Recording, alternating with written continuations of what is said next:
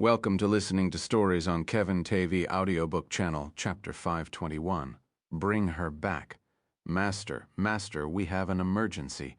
A servant working in the Yu family's headquarters urgently knocked on Yu Yong's doors. Enter, Yu Yong shouted from inside the room with a bad feeling in his guts. Once the servant entered the room, he asked her what happened. It's about the young lady. She has left the family, the servant exclaimed. What? It took a minute for Yu Yong to process those words. Once he eventually digested the situation, he immediately frowned and said, "What the heck are you talking about? Why would Yu suddenly leave the family?" This letter was left inside the young lady's room when someone went to notify her of your summoning. The servant quickly placed the white envelope that had been opened on Yu Yong's desk before taking a few steps back. Yu Yong stared at the white envelope that emitted an ominous aura for a few moments before picking it up and reading the contents inside. Dear Father and Mother, I have decided to leave the Yu family to join the Cultivation faction, Eternal Lotuses. You may be wondering why I made this decision. It's simple.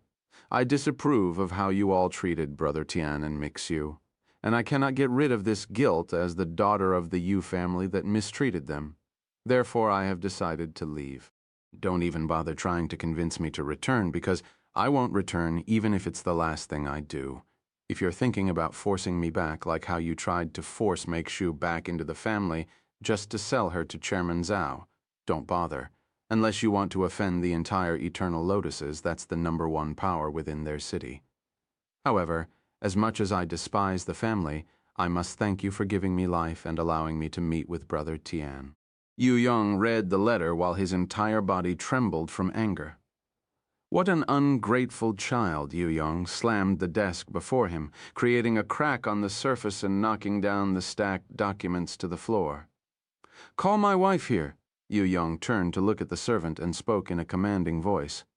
Right away, master. The servant immediately rushed outside and went to notify Tang Li of the situation. Tang Li arrived before Yu Yong a few minutes later with a deep frown on her face. Is it true that Yu left the family to join some cultivation faction? Tang Li asked Yu Yong, who reluctantly nodded his head. Then why are you still sitting there? Hurry up and bring her back, Tang Li shouted. Unlike Yuan, who was adopted into the family, Yu was a true descendant of the Yu family, meaning that she was worth much more to the Yu family, despite being much less talented than Yuan. Furthermore, Yu was their only child, meaning that if she leaves, they will have nobody to continue the Yu family unless they give birth to another child. Even if she was less talented than Yuan, she could at least fulfill her duties as a child of the Yu family and continue their legacy. However, that was much easier said than done, especially since Tang Li was already past that age. While she could still give birth, it would come with huge risks to her and the unborn baby's health, so unless she absolutely have to, it wasn't an option. You have no idea. This situation isn't as easy as you think, Yu Yong shouted back at her. Yu went to join the Eternal Lotuses. Although they're not as powerful as the Cultivators Association, their influence is on par with them. We cannot simply force her to return like Meixu.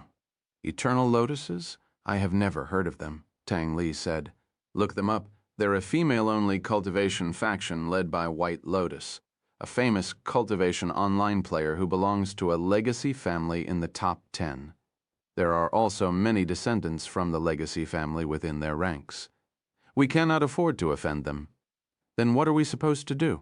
There is nothing we can do right now except give Yu some time to calm her head. Once she's calm, we will try to convince her to return. Otherwise, we'll have to give up on her and make another child. Yu Yong said, That's easy for you to say since you don't have to carry a baby around for 9 months, nor do you have to do any of the hard labor. What about my feelings? I am no longer at the age where it's safe to conceive. Tang Li shouted, Calm down! This is only the worst-case scenario. There are definitely other methods. But for now, let's just wait and see what happens, Yu Yong said. Tang Li didn't say anything, and stormed outside the room in angry steps. Time passed quickly, and the following day, Yu and Jia Jingyi arrived at their destination after their plane landed. Once they left the airport, Yuru looked around until she found an old woman holding a sign with their names, and she approached this woman. "Hello, I am Yuru, and this is Jia Jingyi. It's nice to finally meet you, Lady Yuru and Lady Jia Jingyi. You can call me Grandma Yin. I'm in charge of bringing the newcomers to the Eternal Lotus's headquarters and a few other things." Grandma Yin then showed them to the car that was a white limousine. Once they were prepared to leave, Grandma Yin sat in the back with Yu Ru and Jia Jingyi while the driver, who was also a female, drove to the Eternal Lotus's headquarters. Allow me to give you a brief introduction to the Eternal Lotuses, even though I am sure that you are already aware of such information. It's mostly for formalities. Yu Ru nodded, and Grandma Yin proceeded to explain to them about the Eternal Lotuses, Chapter 522, White Lotus. As you should know by now, the Eternal Lotuses is a female-only cultivation faction created by White Lotus, who belongs to a legacy family ranked in the top 10. She is also a top player inside Cultivation Online, who has recently managed to reach peak Spirit Warrior.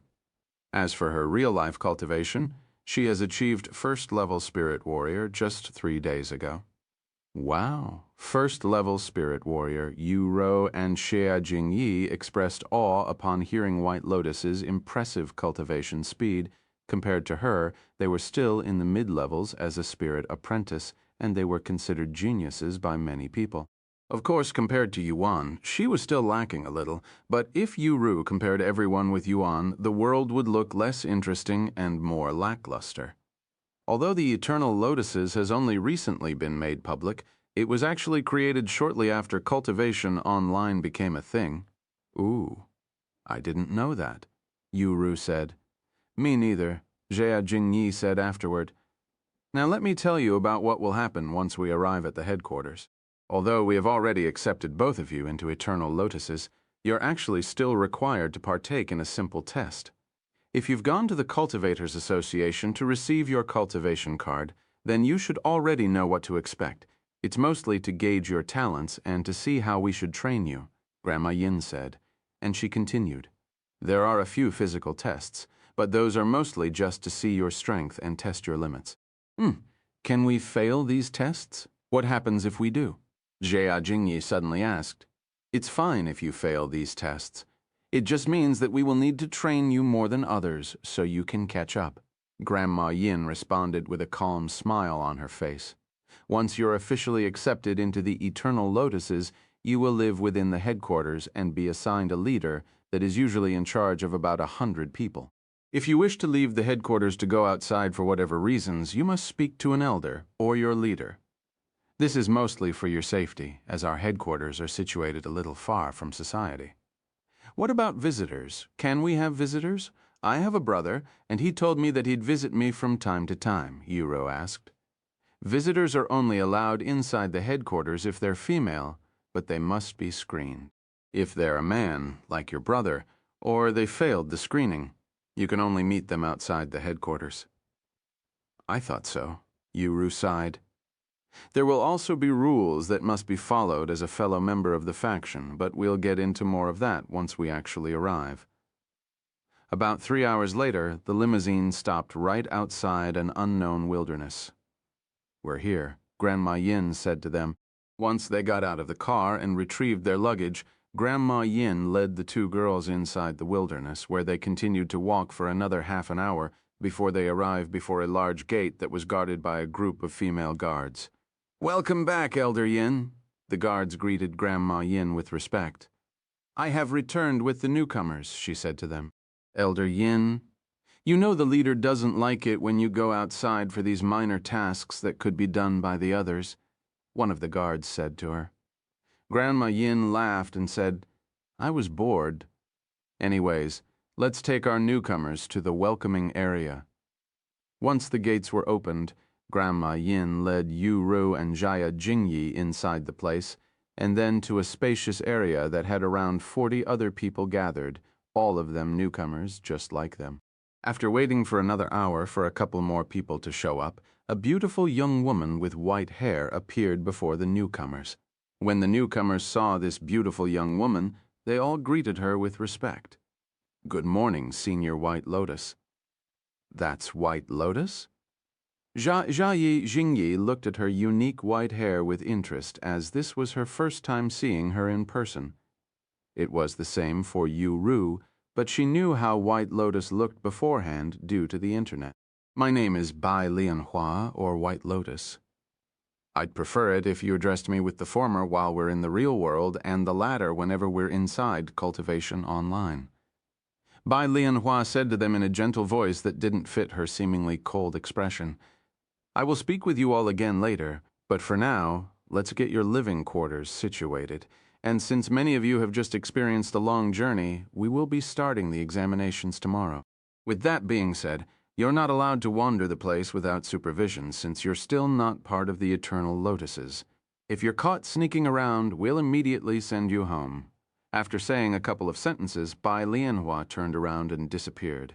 Senior Bai is really cool. Right? I think I am in love. The newcomers were definitely in awe of Bai Lianhua's overwhelming presence. Sometime later, the ladies that came from all over the world were led to the living quarters and were assigned their room. Everybody had to share a room with another individual, and since Yu Ru came with Jiayi Jingyi, they were automatically assigned to be in the same room, which was exactly what they wanted. We will call you tomorrow when it's time to do the examinations. Until then, you're free to do whatever you want, with the exception of roaming. If you wish to go somewhere, you can speak with a member wearing this white uniform, and there will always be someone guarding outside.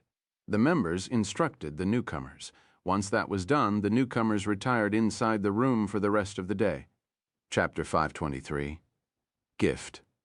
Wow, this place is bigger than I'd expected, Jiayi Jingyi said as she looked around the room that had 2 bedrooms, a living room, a bathroom, a kitchen, and even a small backyard. It feels like we're studying abroad as exchange students, Yu Ru smiled. Right. I was thinking the same thing. What should we do now? Jiayi Jingyi asked. Yu Ru pondered for a moment before speaking. Since we have the whole day to ourselves, I will use this time to meet with Brother Tian in Cultivation Online, just like I'd promised him. Yu Ru then unpacked her luggage, retrieving the console. Can I join you? Jiayi Jingyi asked. Of course, I don't see why you can't. Yu Ru nodded. Once everything was set up, Yu Ru called Mikshu to tell them that they'd arrived safely and will be entering Cultivation Online shortly. Although it's morning here, it should be nighttime where you are right now, right? Yes. We were just getting ready to sleep, but I will let Yuan know. Mikshu then knocked on Yuan's door and told him about Yu Ru. Hello, Yu Ru. Are you going to enter Cultivation Online in a bit? I will meet you there, Yuan said to her. Sorry for the inconvenience. I know it's late over there, Yu Ru said. Don't worry, this isn't my first time staying up late. Yuan chuckled. Then I will see you in a bit alongside Jingyi.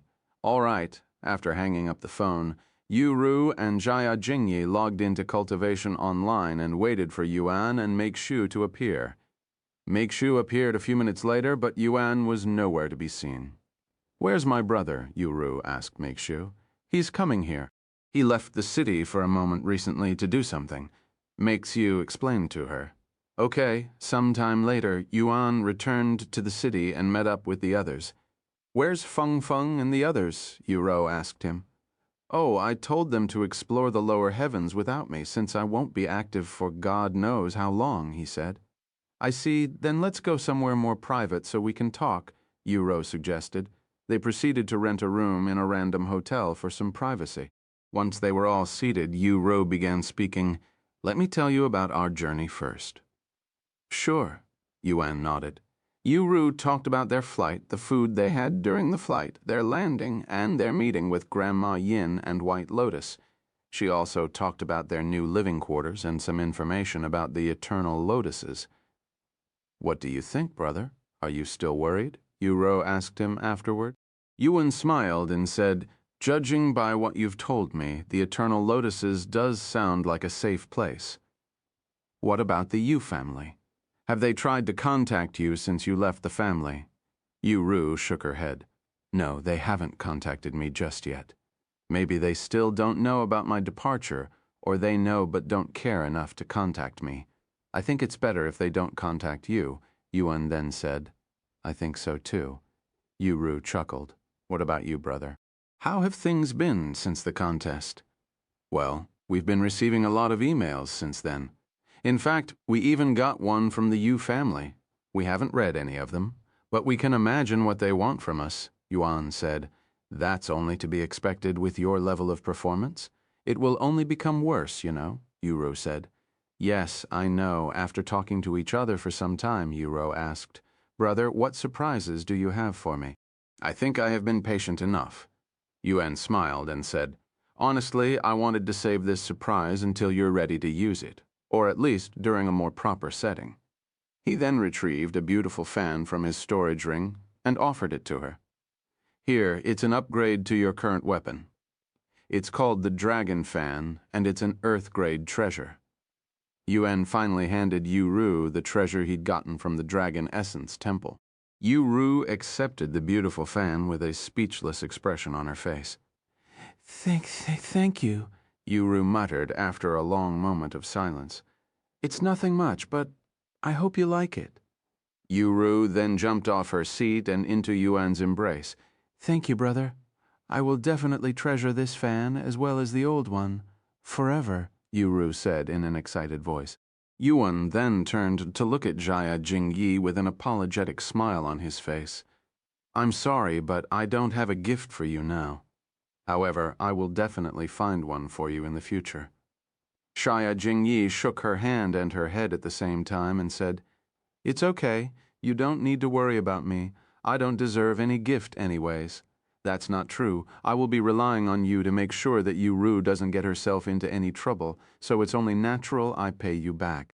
I won't get into any trouble, Yu refuted. Sure, Yuan laughed.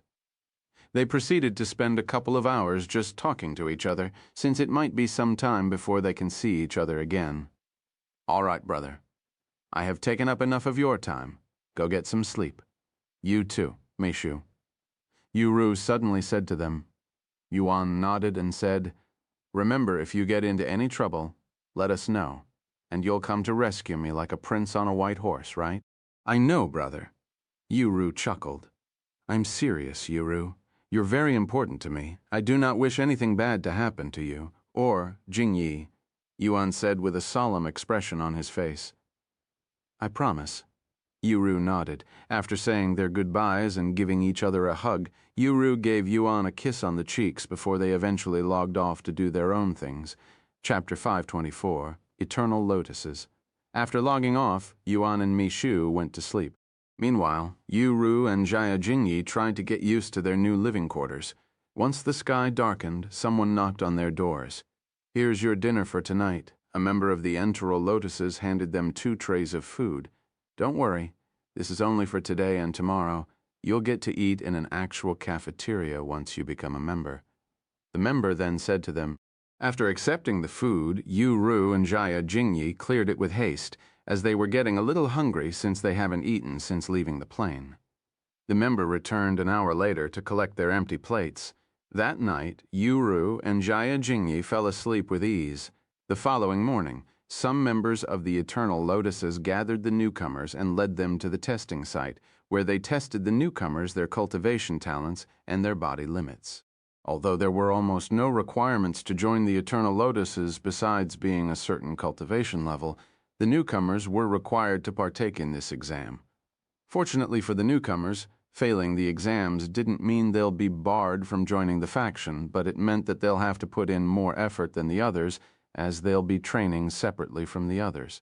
The examination took nearly the entire day, and at the end of the day, Bai Lianhua reappeared before them with the results in the form of a piece of paper. There are many ranks within the Eternal Lotuses, from the lowest to the highest: Green Lotus, Blue Lotus, Yellow Lotus, Red Lotus, and lastly, Violet Lotus. If you'd acquired above 80 points in the examination, you'll start out as a Blue Lotus. If you scored below 80 points, you will start at the lowest Green Lotus. There really isn't much of a difference between each rank between the Green Lotus and the Yellow Lotus, so you don't have to worry about being treated differently. The only thing different about each rank will be your training schedule. Everyone will receive fair treatment, meaning that regardless of your rank, you'll receive the same support as your fellow sisters who may have a lower or higher rank. However, that doesn't mean you can ignore seniority within the ranks. And in order to incentivize you to increase your position within the faction, I will be allowing those who reach the rank of Red Lotus to train a Heaven rank cultivation technique, and those who reach Violet Lotus to learn a Divine rank cultivation technique, the same one that I am currently cultivating. The newcomers were shocked to learn this information, as they weren't aware that someone else besides player Yuan had acquired a Divine rank cultivation technique. After all, the world announcement only lets the players know of the first person to obtain a certain rank, and not the others, so unless one announced it, nobody would know about it. As for everyone else, you will be allowed to cultivate using an Earth rank cultivation technique. Of course, this isn't mandatory. If you're satisfied with your current cultivation technique, you may continue cultivating with it.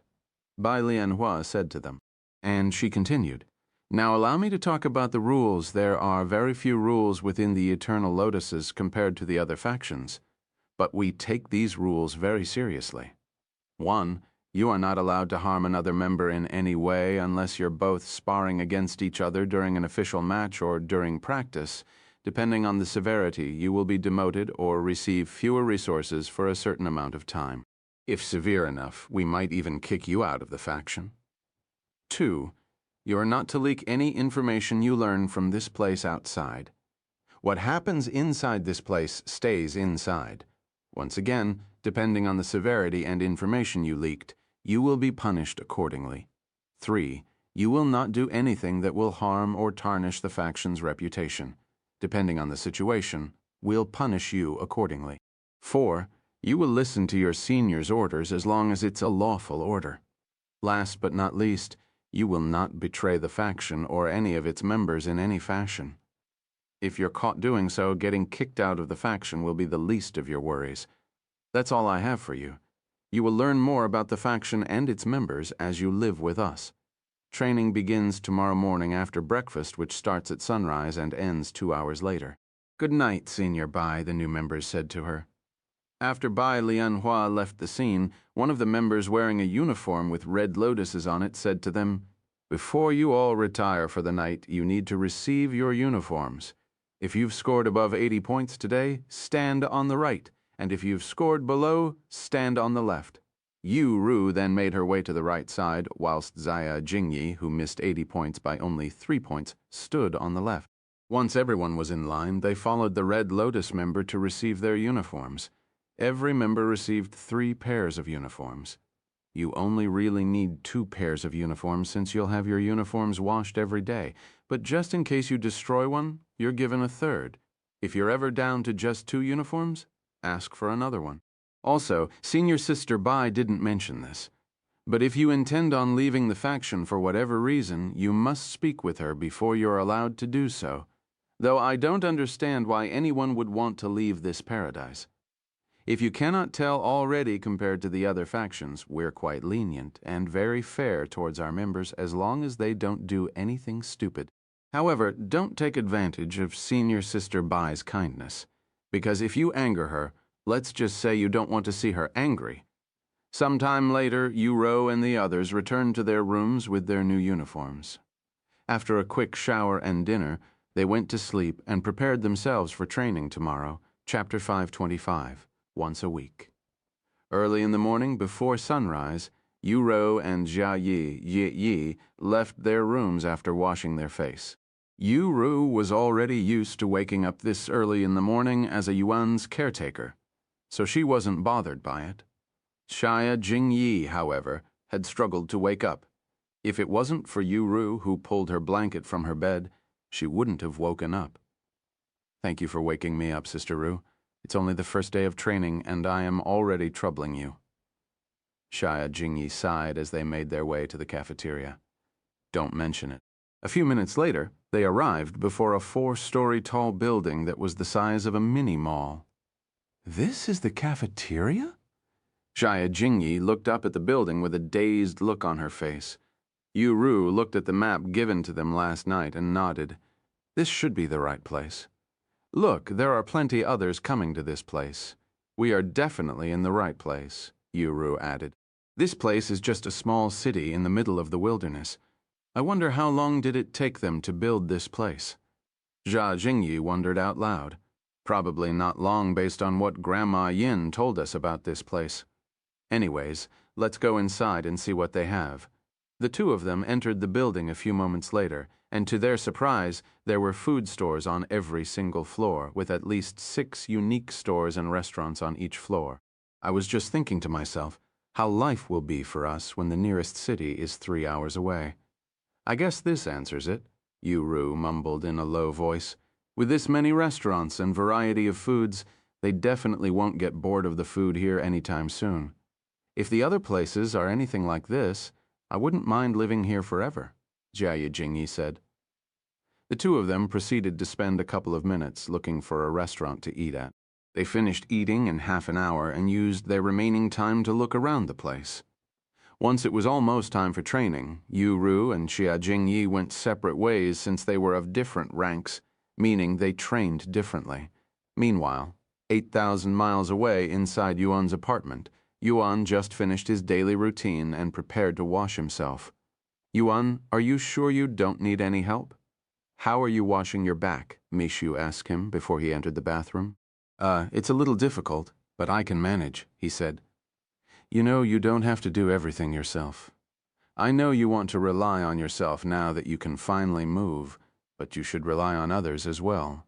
At this rate, I will have nothing else to do besides cooking and cleaning the apartment. But who knows when you'll take that away from me, too. Meishu said in a sighing voice. Yuan stopped to ponder for a moment. I am still technically your caretaker, Yuan. Let me assist you like I was trained. You can do everything else yourself. After all, I don't want to feel like I'd trained for nothing. Hearing her words, Yuan said to her, Sorry, I haven't taken your feelings into consideration. Can you please help me wash my back? Of course. Meishu quickly responded. They entered the bathroom together a few moments later. Take a seat, Meishu said to him. Yuan nodded and sat on a small bathroom chair. Meishu then rinsed his body with water before rubbing his back with her soapy hands. Once his back was covered in soap, Meishu asked him, Shall I wash the front, too? If you don't mind, he said. I don't, she responded, and walked to the front before squatting down. A moment later, she started rubbing her soft hands on his refined body, starting from the top, then moving straight to his legs. Meishu washed every inch of his body. Once there was only a single area left. Meishu cleared her throat and asked, D, do you want me to wash that part too? Meishu expected Yuan to refuse, but to her surprise, Yuan repeated, If you don't mind. Meishu took a deep breath and started washing his cute snake. However, that cute snake quickly woke up and turned into a ferocious dragon. Seeing this, Meishu asked him, Have you relieved this part recently? To tell you the truth, I have tried to do it by myself, even mimicking your movements, but I can't get it to work. It just doesn't feel the same, he said in a sighing voice. I understand then, allow me to do it for you, and don't you dare use divine sense while I am doing this, Meishu said in a bashful voice, and she began relieving him. Yuan's body quickly started trembling with delight from Meishu's skillful techniques, feeling a certain sensation that he couldn't replicate by himself for some reason. A few minutes later, Yuan released his stress all over the floor. According to my research, a man should relieve himself at least daily, which comes with certain health benefits. If you want, I can help you every day, Meishu said to him as she washed the sticky white stuff away with the showerhead. Every day. Yuan hesitated this time. If that's too much, we can do it once every other day, or even once a week, she said. Once a week sounds good enough. I understand. Then, in addition to washing your body, I will help you relieve your stress once a week, Meishu said. Okay, but you don't have to help wash my body every time I want to rinse my body after sweating from my exercise. Then I will help you whenever you take your last shower for the day. Okay, he nodded in agreement, and thus their life continued in this manner for the next 2 weeks, with Yuan spending most of his day training his body while Meishu cultivated normally and did the housework. Before they were aware, It has been almost a month since Yuan visited the Cultivators Association, meaning that it was about time for him to visit the spirit masters he'd met at that time to learn more about cultivation and their history. Chapter 526, Taking the Airplane. You want to go like this? Mei Shu spoke as she watched Yuan retrieve his wheelchair before sitting on it. Yes, I will disguise myself once I arrive at that place. He nodded. I guess that makes sense. Will you be able to carry the luggage as well? Yuan then asked. Yes, I will be fine. Mei Shu responded in a calm voice as she carried a massive backpack on her back that looked incredibly heavy. Despite its frightening appearance, the backpack mostly had clothes and some other light objects, so it wasn't actually that heavy. Not that it would matter to Mei Shu, who could lift a car with her bare hands and without breaking a sweat. Since they don't know when they'll return, Mei Shu packed a little more clothes than usual. Of course, if they needed anything, they had plenty of money to buy them. Once they were prepared, Mei Shu left the apartment with Yuan and took a taxi to the airport. Mei Shu showed their tickets that had been purchased beforehand to the worker at the airport. First class. The worker was surprised to see two youngsters riding first class that would normally cost tens of thousands of dollars. Mei Shu then handed her large backpack to the worker so that they could put it on the plane for them. After checking in, Mei Shu took Yuan to the terminal with their flight. The flight should be here in an hour, she said to Yuan after sitting down. Okay. Time passed slower than usual while they waited for the plane, but it eventually arrived, and they were the first on board due to their first-class ticket. Normally, if one were to ride commercial or even business class, they would only get seats, but for Yuan and Mei Shu flying first class, they got a whole room to themselves. The room didn't have much space, but it had a bed and a bathroom. Of course, the most important thing was their privacy, as they didn't have to deal with the other passengers. Once they entered their room, Yuan stood up from his wheelchair and stretched his body. It's been a while since I last sat in that position for so long. My body is feeling stiff from it, he sighed. How long is the flight again? Yuan asked Mei Shu after taking a seat on the bed. 26 hours. It's even longer than Euro's flight. Heavens, we can go back home now if you want, Mei Shu said in a slightly joking voice. After coming all the way here, I'd rather not. The plane started moving about half an hour after they boarded it. During their flight, Yuan would lay on the bed and read the magazines provided by the plane. Since they were in the air and the plane was quite shaky, it made cultivation very difficult, so they didn't even bother with it. The flight attendants would knock on their door every few hours to provide them with luxurious food that was expected from first class. If they needed anything to drink, they only needed to call the flight attendants back with the press of a button. Obviously, this wasn't Yuan or Mei Shu's first time flying in an airplane, especially Yuan, who was used to flying all around the world to play the instrument for the Yu family. Eventually, it was time to sleep, but they encountered a problem. There was only one bed in their room. Although the bed was more than enough to fit the both of them, this would be their first time actually sharing a bed. Are you not going to sleep? Yuan asked her as he laid on one side of the bed in a casual manner. You don't mind sharing the bed? Mei Shu asked. Why would I? Or did you expect me to tell you to sleep on the floor? No, Mei Shu quickly gave up and got onto the bed with him. Yuan quickly fell asleep, but Mei Shu was struggling to do so with Yuan being so close to her. Why am I so nervous? Nothing will happen even if we sleep on the same bed, and we have already done things much worse than sharing a bed. Mei Shu eventually managed to convince herself that it wasn't that much of a deal sharing a bed with Yuan. However, when she woke up the next day, she would find one of Yuan's hands groping her breast.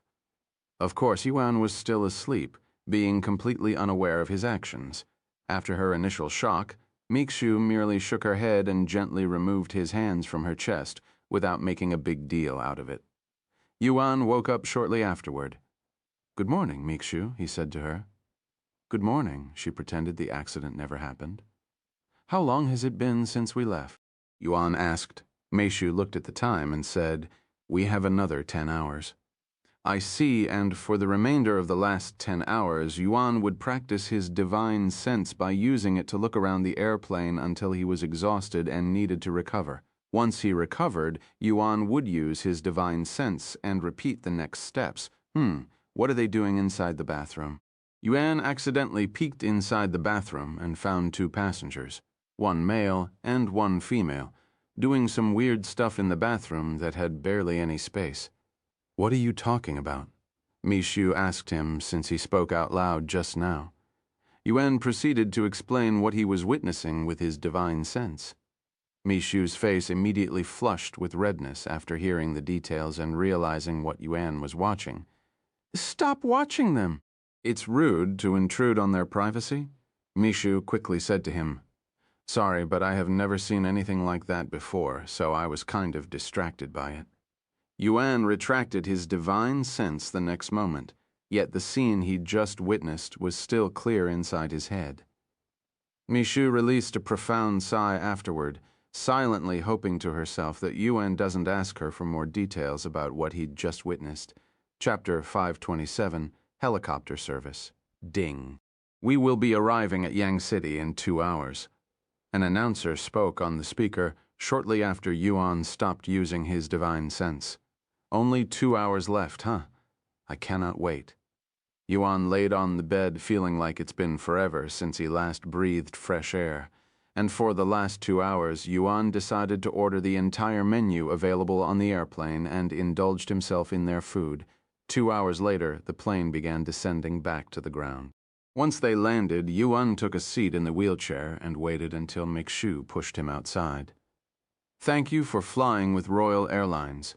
The flight attendants bowed to them as they left the airplane and into Yang City's airport. Mishu then led Yuan outside the airport and into the unknown streets before taking a taxi to the Jaded Garden. We'd like to go to the Jaded Garden, Mishu said to the driver after entering the taxi with Yuan, who immediately turned to look at them with a baffled look on his face. You want to go to the Jaded Garden? The man asked her again for confirmation, almost as though he couldn't believe it. Yes. Is there anything wrong with that? The man nodded and said, You won't be able to enter the Jaded Garden in any vehicle that doesn't fly. Despite its name, it's actually in the middle of a mountain valley, 8 hours away from Yang City. I can get you close to that place, but I cannot enter the mountain range. Is that so? What should we do? Mishu asked Yuan. Yuan pondered for a moment before speaking. You said any vehicle that doesn't fly, which means we can take a plane or helicopter there, right? Are there any services that allow us to travel on helicopters? There is one 3 hours away from this place, but it won't be cheap. Can you take us there instead? Yuan said. Sure thing. The fee will be, after paying the driver the fee for the trip, the taxi driver immediately stepped on the pedal and began driving them. About 3 hours later, they arrived at this tall building with multiple agencies working inside. Thanks a bunch. Once they left the taxi, Mishu entered the building with Yuan still in the wheelchair. Hello, how may I help you? The receptionist waved at them the moment she noticed them. Mishu approached the receptionist and said, Good morning. I heard there's a helicopter service here. Yes, that's correct. Where are you trying to go? Jade Garden. Jaded Garden, huh? It's not that far away, but due to the high terrains and foggy environment in that place that makes it difficult to traverse even in the air, the price will increase exponentially. If you're okay with that, please fill out this piece of paper and we'll get to you. Mishu took the paper and looked at its contents that asked for their basic information. What should I do? Should I use an alias? Mishu asked Yuan for advice. I think you can use my real identity since I am basically a nobody here, Yuan said. Okay, Mishu then filled out the paper using Yu Tian's identity that has long been forgotten. Furthermore, even if they somehow link Yuan to Yu Tian, they won't be able to find him unless they speak with the Yu family or those that know his identity. Here you go. Mishu handed the paper back to the receptionist after filling it out. Thank you. Please give me a minute to calculate the price of the trip. Also, will this be a one-way or a round trip? If you choose a round trip, we will land and stay at a certain location until you return. However, you'll have to pay a certain fee for every single day we wait. We'll do a round trip. If we no longer need the service, can we cancel the round trip? Meishu asked. Of course, but you'll still have to pay the fee depending on how many days you made the pilot wait, regardless if you return or not. That sounds good. Meishu nodded. The receptionist then took a couple of minutes to calculate the cost. The total amount will cost $50,000 for a round trip, not including the waiting time. The waiting fee will be $1,000 for every 24 hours we wait at that location. Here. Meishu placed their debit card on the desk without any hesitation, despite the ride costing a whopping $50,000. Clearly, that amount of money wasn't enough to make her even raise an eyebrow. The receptionist gladly accepted their card and charged them $50,000. I have notified the pilot of your ride. It should be ready within 2 hours. Please wait in the guest room until then. It's that room over there? The receptionist pointed to the room at the end of the hall. Meishu and Yuan proceeded to wait inside the guest room until their ride was ready. A little over 2 hours later, the receptionist knocked on the door before entering their room with a blond, middle-aged man wearing a uniform. Hello, esteemed guests. Your ride is ready, and he will be your pilot. The middle-aged man greeted them with a smile on his face. My name is Jean. I have over 20 years of experience, and I have traveled to the Jaded Garden over 100 times in my career without a single accident, so you can rely on me. Meishu and Yuan then followed the pilot to the back of the building where there was a large empty field alongside a couple of helicopters idling inside a hangar. The helicopter they were going to ride was already prepared and was waiting for them to board in the middle of the track. After boarding the helicopter, the pilot took a few minutes to explain some rules to them. Do you guys have experience with helicopters? Jean asked them after explaining the rules. Yes, we do. Meishu nodded. I figured then, let's go. We should arrive at the Jaded Garden in an hour, Jean said as he operated the helicopter, taking them into the air. Chapter 528, Jaded Garden. Mister, you mentioned that you'd traveled to the Jaded Garden multiple times, right? Do you know the families that live there, such as the Wang family? Can you tell us a little about that place as well? Yuan asked the pilot as they traveled in the air. Of course, the Jaded Garden is a unique place that's home to the 6 spiritual families, and the Wang family is one of these families.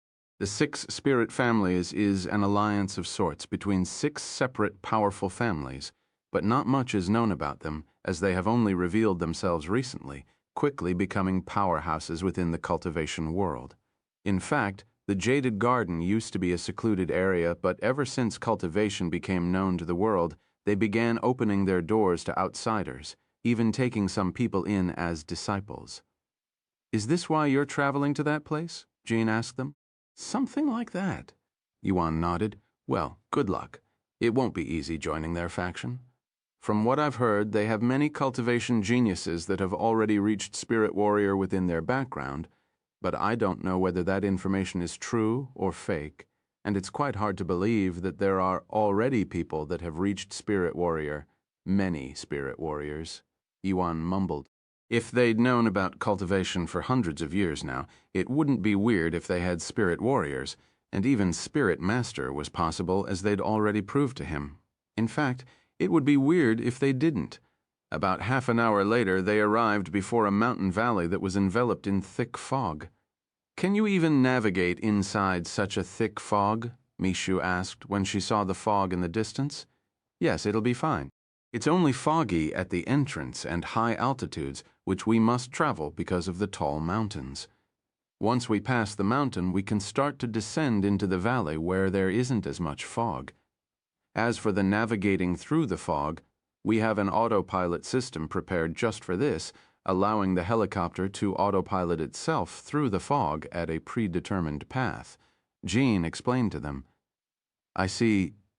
Meishu nodded, and just like he'd said, Jean made the helicopter go into autopiloting mode once they reached the fog. After another half an hour, they could feel the helicopter descending towards the ground. A few moments later, their helicopter emerged from the fog and entered a vast but clear plain in the middle of a mountain valley. We have safely entered the Jaded Garden. "We will arrive at the landing site in 10 minutes, Gene said to them as he regained control over the helicopter. Although he could have continued to let the helicopter fly on autopilot, he enjoyed controlling the helicopter personally. 10 minutes later, the helicopter landed in a spacious land that had a couple of helicopters that belonged to others parked. "Here's my phone number. Call me if you need anything." Gene handed Mikshu a business card that had his name and phone number. "Also, I can only stay here for 30 days maximum before I have to return to the agency. If you stay longer than that but still wish to return with me, you'll have to purchase another ride with the agency, including the waiting fee." Gene warned them. "As for where I will stay," Gene pointed to a building a few hundred meters in the distance and said, "I will be there if you cannot call me for any reason." "I understand." Mikshu nodded. Before they left, Yuan asked Gene, "Mister, can I leave my wheelchair here in the helicopter?" "I don't mind." Gene nodded his head, but he was definitely taken by surprise by Yuan's question. After all, why would someone who had to travel in a wheelchair leave it behind? Does he intend on letting the young lady carry him the whole time? "Thanks." Yuan then stood up from the wheelchair without any effort before folding it and putting it inside the helicopter, leaving Gene dumbfounded. "By the way, which direction do we go?" Mikshu then asked, as she couldn't see any cities or buildings beside the one Gene pointed to in the area. "It's 3 miles that way?" Gene pointed in a certain direction, and he continued, "Unfortunately, there are no taxi services in this area, so you'll have to walk there." "That's fine. Let's go," Yuan said. Mikshu and Yuan then quickly left the scene, and since they weren't in a hurry, they walked very slowly, quietly enjoying the environment and fresh air. "I have never smelt such fresh air before," Yuan said after he took a few deep breaths. "Yes, this place has very clean and high-quality air. Every single breath I take makes me feel cleaner inside." Mikshu agreed with him. After walking for an hour, Mikshu could finally see some tall buildings in the distance. "We're almost there," she said to Yuan, since he couldn't see that far with his divine sense. "Here you go." She then handed Yuan his black mask before wearing one herself. A couple more minutes later, they arrived before a large gate where a few guards stood. The guards quickly noticed their presence, and one of them said, "That person is wearing a black mask. Do you think he's the person Senior Wang warned us about?" "What was his name again?" "His name is Yuan," said another. They were clearly instructed to be on the lookout for a person wearing a mask. Sometime later, Yuan and Mikshu finally arrived before these guards. "Hello, is there a Yuan amongst you two?" one of the guards asked them. "That's right, I am Yuan." Yuan responded in a calm voice. "I understand. Please wait for a minute. We have already sent someone to notify Senior Wang. She should be here shortly." "Okay." Yuan nodded, and they proceeded to wait some more until the guard that left to find Senior Wang returned to the site with her beside him. Chapter 529, Spiritual Elites. "Thank you for taking your time to come to our jaded garden." Yuan Senior Wang bowed to him in a respectful manner despite their difference in age. In the world of cultivation, one's strength and ability were more valued than one's age, so one must respect the other if they were stronger regardless of their ages. If it weren't for the fact that they were at the same cultivation level, she would have addressed Yuan as Senior Yuan. The guards didn't know that Yuan was also a spirit master like Senior Wang, so her actions left them dumbfounded for a good moment, as they have never seen her act so respectful towards a junior. "I'm here because I want to know more about cultivation and your background," Yuan spoke in a calm voice. "Of course, that's why we requested for your presence." Senior Wang nodded. "Please follow me." They then followed Senior Wang inside the gates. "The others aren't aware of your presence yet, so allow us some time to prepare," Senior Wang said to them as they walked. "What is this place?" Yuan asked her. Although he learned a little about the Jaded Garden from the pilot, he wanted to hear about it from someone who lives here. The Jaded Garden is a special place created by the 6 spiritual families where our branches live in harmony as proof of our alliance. However, that isn't the main reason we created this place. The Jaded Garden is actually a training spot for the 6 spiritual families, where we send our juniors to learn about cultivation and become cultivators. It used to be a secluded area for many centuries, but now that cultivation is known to the entire world, we decided to open up this place and use it as the headquarters for our new cultivation faction known as the Spiritual Elites. Spiritual Elites? Yuan repeated in a muttering voice, and he asked, "What are the requirements to join the faction?" Senior Wang smiled and said, "Are you interested? If you want to join, we'll accept you right away." That wasn't my intention. Yuan quickly responded, "Too bad, maybe we can change your mind later. Anyways, we only have 2 requirements for those who want to join our faction. 1. You must be under the age of 21. And lastly, you must be at the very least at the 8th level of Spirit Apprentice. 8th level Spirit Apprentice below the age of 21. So everyone above the age of 21 will be automatically disqualified regardless of their cultivation levels. That isn't very fair since the majority of people in this world have only started cultivating a couple of months ago," Mishu said.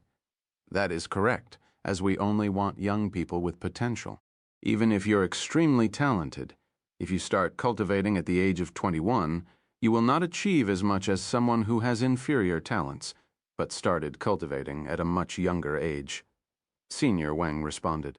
And she continued, for example, between 2 individuals, one who started cultivating at the age of 10 and one who started at the age of 21, the person who started at the age of 10 will have 11 years of experience by the time he's 21.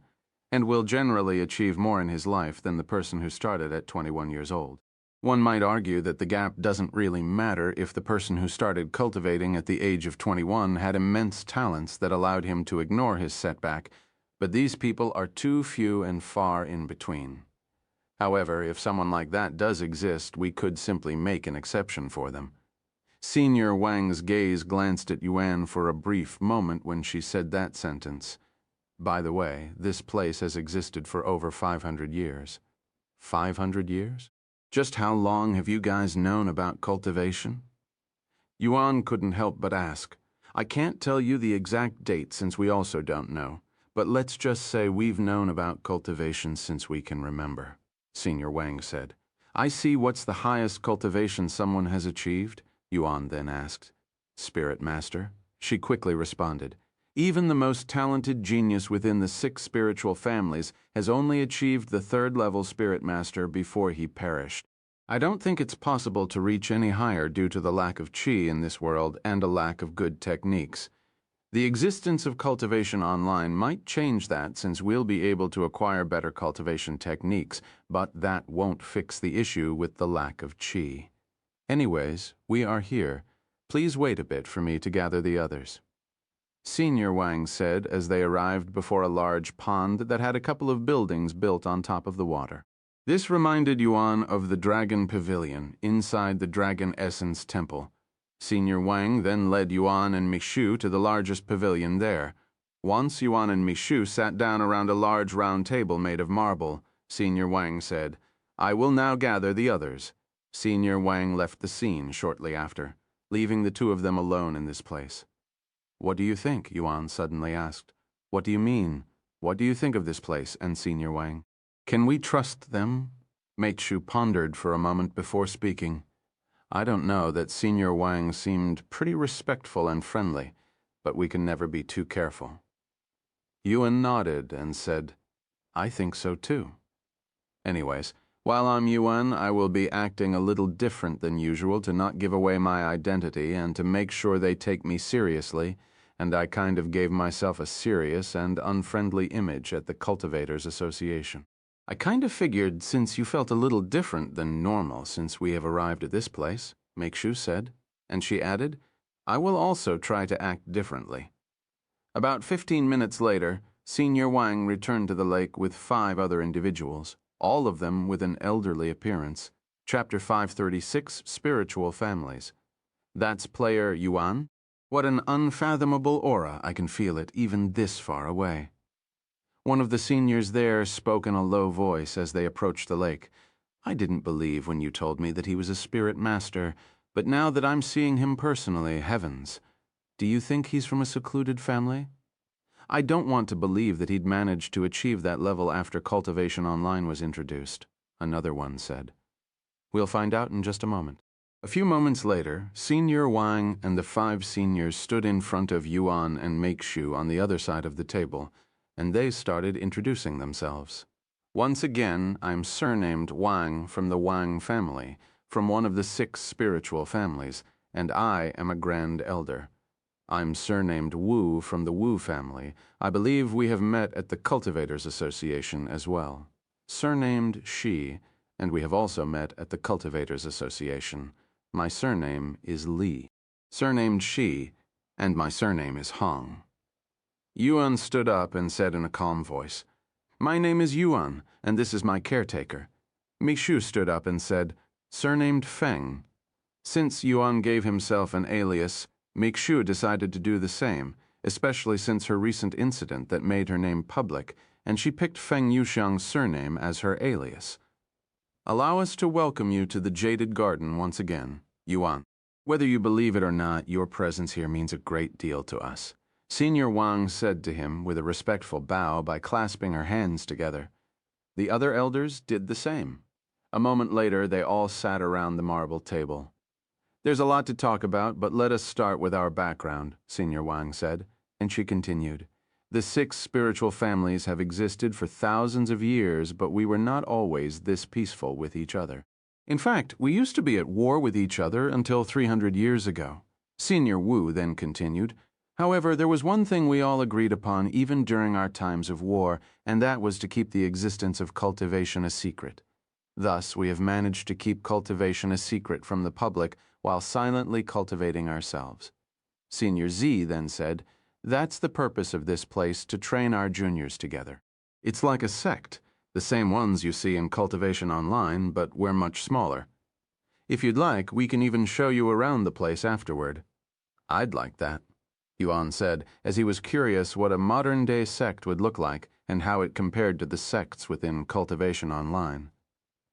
The elders continued to spend a couple more minutes talking about their family's history before one of them asked, Yuan, can you tell us a little more about yourself? If you want to keep your identity hidden, that's perfectly fine. What about your cultivation level?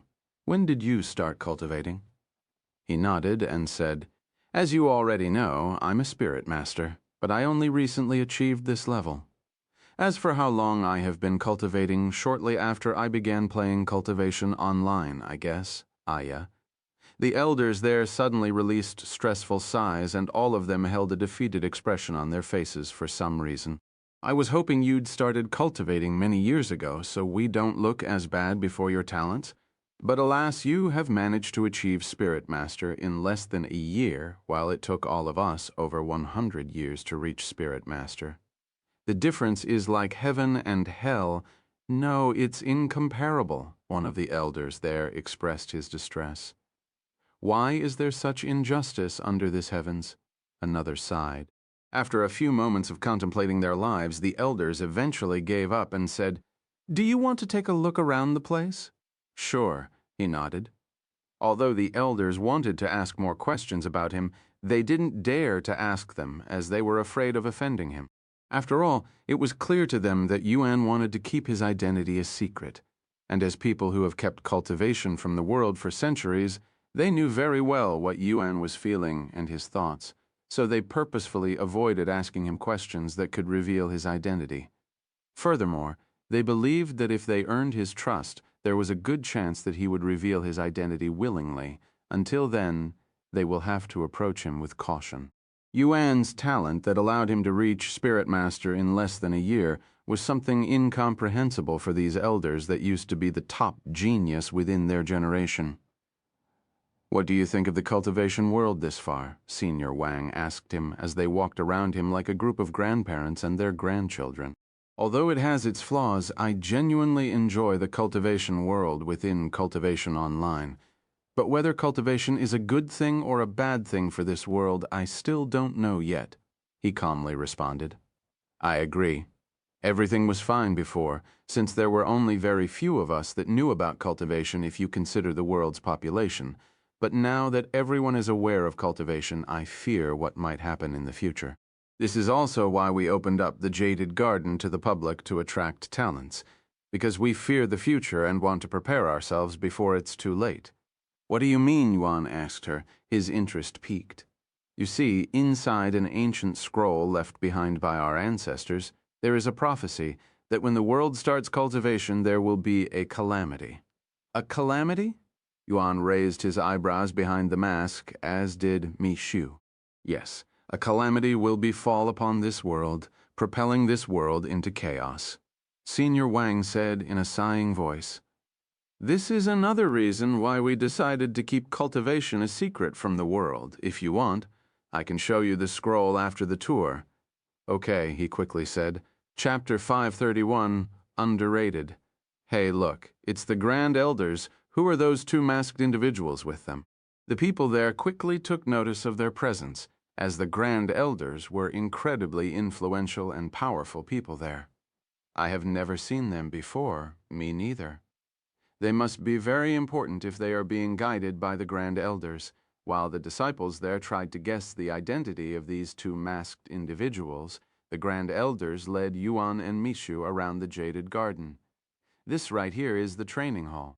They first stopped before a large building and explained, "This is where the disciples are lectured and taught how to wield their weapons and cultivate.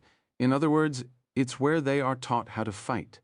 Although we don't really use our combat experience in the outside world, we often spar with each other so that we won't be powerless when we need to fight. It is also one of the most populated places in the entire Jaded Garden due to its purposes." The Grand Elders then led Yuan and Meishu inside this building that had many floors. The first and second floor is dedicated to disciples who wish to learn the sword, Senior Wang said as she opened the door to a spacious gymnasium where hundreds of disciples could be seen practicing their sword techniques. The sword is the most popular weapon for cultivators due to its ease of use and its destructive prowess. That's why we have 2 entire floors dedicated to the sword. Yuan used his divine sense to watch a few of these disciples practicing their sword techniques. Then he noticed something, that their swords were enveloped by a thin layer of spiritual energy. They're using sword techniques? Are these techniques from Cultivation Online or something from your families? Yuan decided to ask them. "These sword techniques came from Wu family, since it's their specialty," said Senior Wang. "I see if you'd like to learn the technique, you can join our faction, and we'll let you learn as many techniques as you want. And we have over 20 different techniques combined," she said with a smile on her face. "I will consider it," he said. Sometime later, they skipped the second floor since it was the same as the first floor and went straight to the third floor. This floor is dedicated to disciples who wish to learn the spear and polearm, basically long-ranged melee weapons. The Shi family and Shi family are in charge of this floor since they're both experts with long-range weapons. Yuan silently watched the disciples practice this unfamiliar weapon for the next few minutes, as he has only fought very few opponents who used spears and polearms. The most notable fight he had with a long-range weapon was within the ancient dragon city, when he had to fight many experts. 10 minutes later, they went to the fourth floor. This floor is dedicated to archery. It's a unique and underrated weapon in the cultivation world, and in our modern world they are usually used as a sport. A bow, huh? Now that you mention it, I don't think I have ever seen a bow wielder inside Cultivation Online. Why do you think they are so underrated? Yuan asked her. Well, for one, you have to aim using the bow, and people would rather use something more convenient, such as swords, since you only need to swing it. Secondly, it requires much more skills and training to fully master the bow. Third, in the cultivation world where most people fight close quarters, you won't be able to use the bow efficiently unless you gain distance from your opponent, which is easier said than done. There are more reasons why people don't use the bow, but these are the main reasons. However, even if the weapon is underrated, it is by no means weak. Once you put the time to master the bow and how to fight with it, it could become an unstoppable weapon, and it would only become even more powerful if you have a partner that can protect you while you fight in the back. The bow can quickly become a nuisance and untouchable in the right situation and the right hands. Mitsu silently listened to Senior Wang talk about the bow. Although she'd intended on using her bare hands in Cultivation Online, she was starting to have thought about using the bow, as this will allow her to support Yuan from the rear without getting in his way, and with Yuan in front of her, she was confident that nobody will be able to get to her while she abuses their opponents from a distance. However, there was one issue, and that was she didn't have any experience with the bow. Although she has plenty of experience with a gun, she had zero when it comes to the bow. Twang. The sound of strings trembling would constantly resound in the room as a little under 100 disciples practiced their aiming skills on their targets. A couple of minutes later, they made their way to the 5th floor. The 5th and 6th floor is the last 2 floors to this tower, and they are both dedicated to cultivation since the bottom floors are usually the loudest. We also have private cultivation rooms that are completely soundproof, just in case. There isn't anything fancy like formations in this place. But this place is mostly for ordinary disciples. Elite disciples and us elders usually cultivate at the immortal caves, where the spiritual energy is much denser. There are immortal caves in this world. Yuan was truly surprised to hear this. Do you want to see them later? Senior Wang asked him with a profound glint in her gaze. She knew that this could potentially convince him to join their faction. Of course, he quickly nodded. Then let's make our way to the sparring area. It's on the way to the immortal caves, Senior Wang said, and they left the building shortly after Chapter 532, A Friendly Exchange.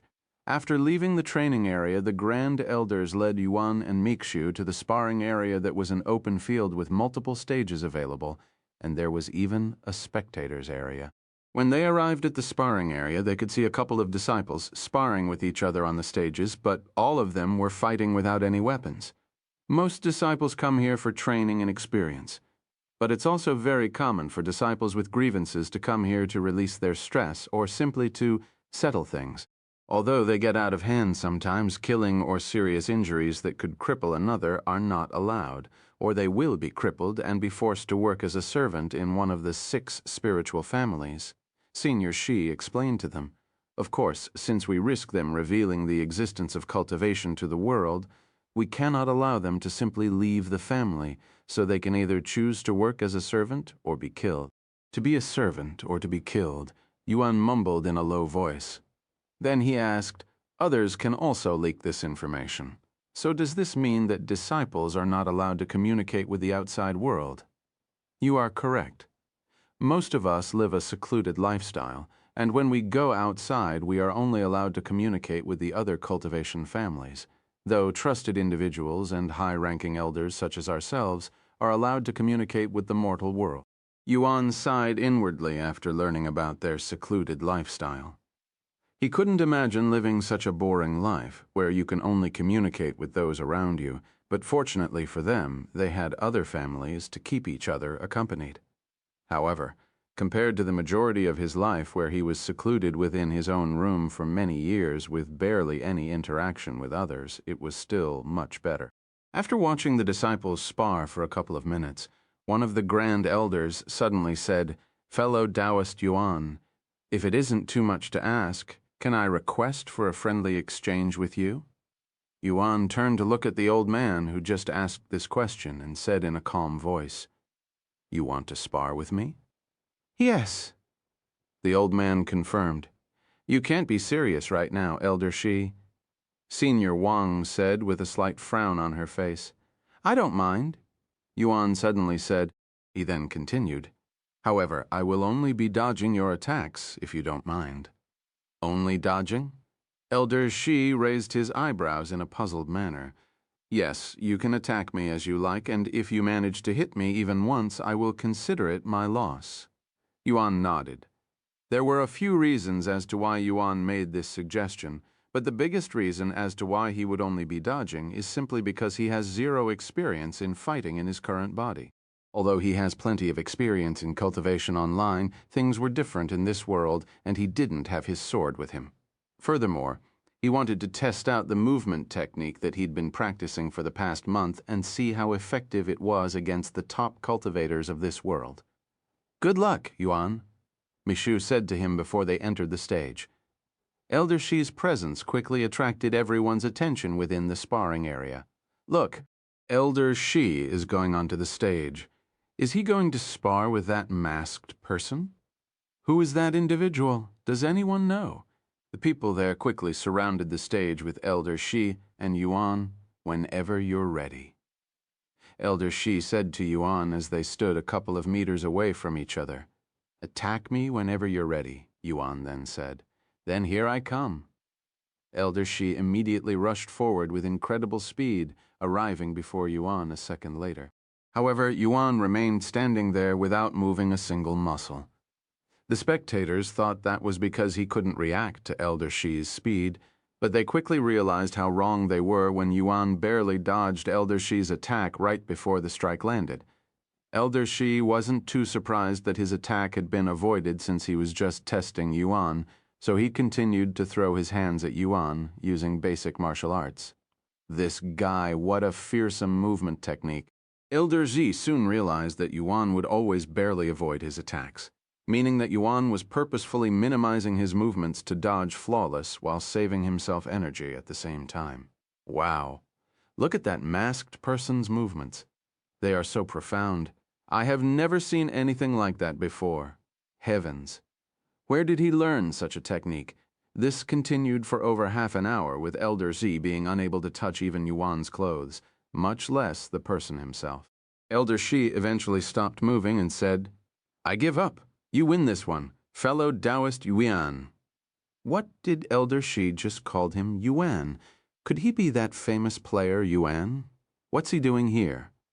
When the spectators heard Elder Shi addressing Yuan by his name, they all expressed great shock.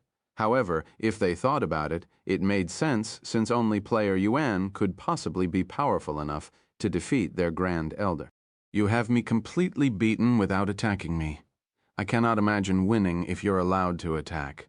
Elder Shi bowed to him afterward, not feeling bitter despite losing since he was well aware of their disparity. Thank you for the spar as well. It was a good experience.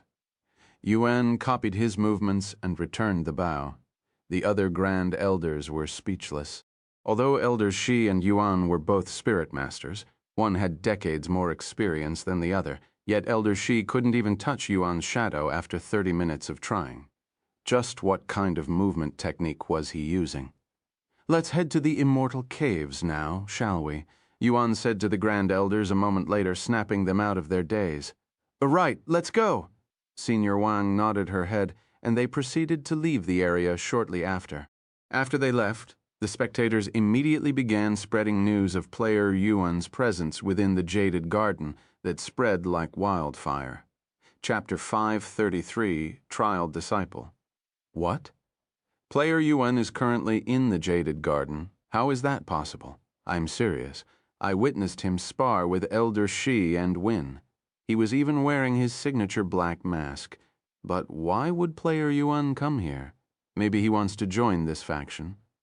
That would be incredible if that was true. Imagine being in the same faction as player Yuan. We'll become an unstoppable force. The disciples of spiritual elites were both baffled and excited by the news, and all of them wanted to meet player Yuan for themselves, but that was much easier said than done, as he was currently being escorted by all 6 Grand Elders. If they bother them, they would risk getting kicked out of the faction. Welcome to our Immortal Caves, Taoist Yuan. Senior Shi said to him as they approached this small mountain that had a couple of cave entrances around it.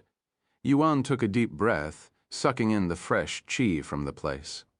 You're right, this place has an incredible amount of spiritual energy. Yuan said to them, Let me show you inside the Immortal Caves, Senior Wang said as she approached one of the cave entrances. Yuan followed her, and the closer they got to the cave, the stronger the spiritual energy became. Wow, this is an immortal cave. Yuan was speechless upon seeing the decoration inside that was the opposite of his expectations.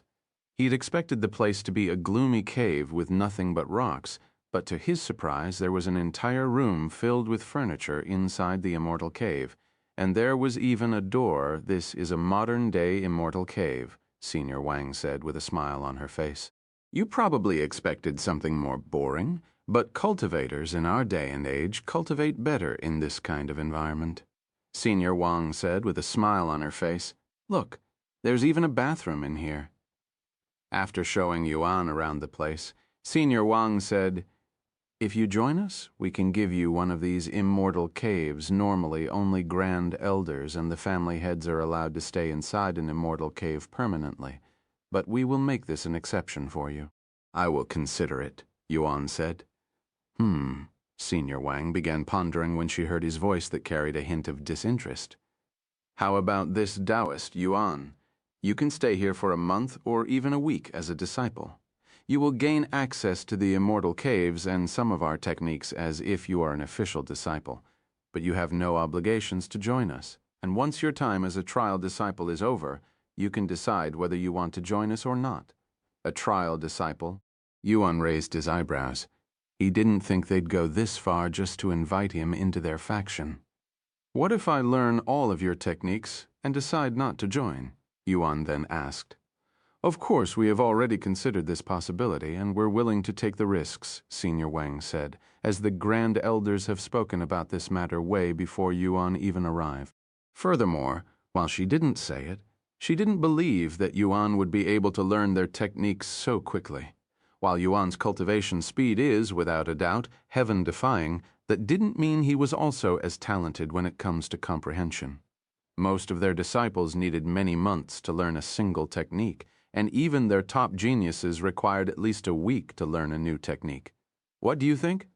Yuan turned to ask Mikshu. I don't really care. Do as you wish, she calmly responded. Yuan pondered for a moment before nodding his head. All right, we'll stay here for a week. After all, it would be a shame if I left so quickly after traveling so much. Great. Then, starting today, you will be part of our spiritual elites. We'll get your uniforms later, but if you don't want them, just let me know. It's okay, we have our own clothes, Yuan said. Although he agreed to join their faction temporarily, he didn't want to accept their uniform since that would make him look too much like an official disciple and could even potentially create some misunderstandings. Sometime later, they left the immortal caves and Senior Wang spoke with the other Grand Elders regarding Yuan's decision to join the faction as a trial disciple. Of course, the Grand Elders were very ecstatic to hear this. Even if Yuan was only a trial disciple and he decides to leave in a week, they will still have a connection with him, at the very least, Taoist Yuan. Which immortal cave would you like to use for your time here? Elder Shi asked him. I don't really care whichever one is available, I guess. The immortal cave I just showed you isn't occupied by anyone at the moment. You can use that one if you like, Senior Wang said. Okay. Yuan nodded. Senior Wang then retrieved a jade medallion from her clothes before offering it to Yuan. Take this.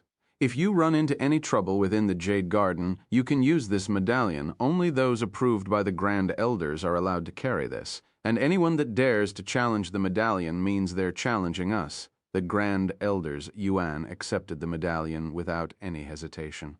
Then we will leave you alone now. If you need anything from us, you can find us at our family living quarters. Only family members are allowed to approach these living quarters, but you will be fine as long as you have the medallion on you, Senior Wang said. Once again, you may be a trial disciple, but you will have access to things that even normal disciples cannot reach. I hope you will enjoy your stay here. Thank you. Yuan nodded. The Grand Elders left the scene shortly after, leaving Yuan and Mishu alone. Why did you agree to stay here? Mishu suddenly asked him. During my spar with Elder Shi, I realized that I don't have any combat experience in this body, so I want to acquire some of that experience in this place. After all, I cannot dodge forever, and there are a lot of interesting things that I want to try out in this place, he said. Chapter 534, Training, Experience. Huh? I agree. Mishu nodded. Are you also interested in something from this place? Yuan asked her. Yes, I want to try out archery, she responded. Archery? That's unexpected. I know, but I think it will be useful one day, she said, and she continued.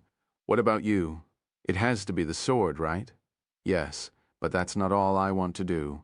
I also want to try out the other weapons. such as the spear and the rod. After all, the more I understand these weapons, the easier it will be for me when I have to fight opponents using these weapons. That makes sense, Mishu nodded. Sometime later, they entered the immortal cave and unpacked their luggage. Once that was all done, they made their way back to the training area. Look at that person wearing the black mask. Isn't that Player Yuan? The disciples around them quickly took notice of their presence due to their unique appearance. Is that really Player Yuan?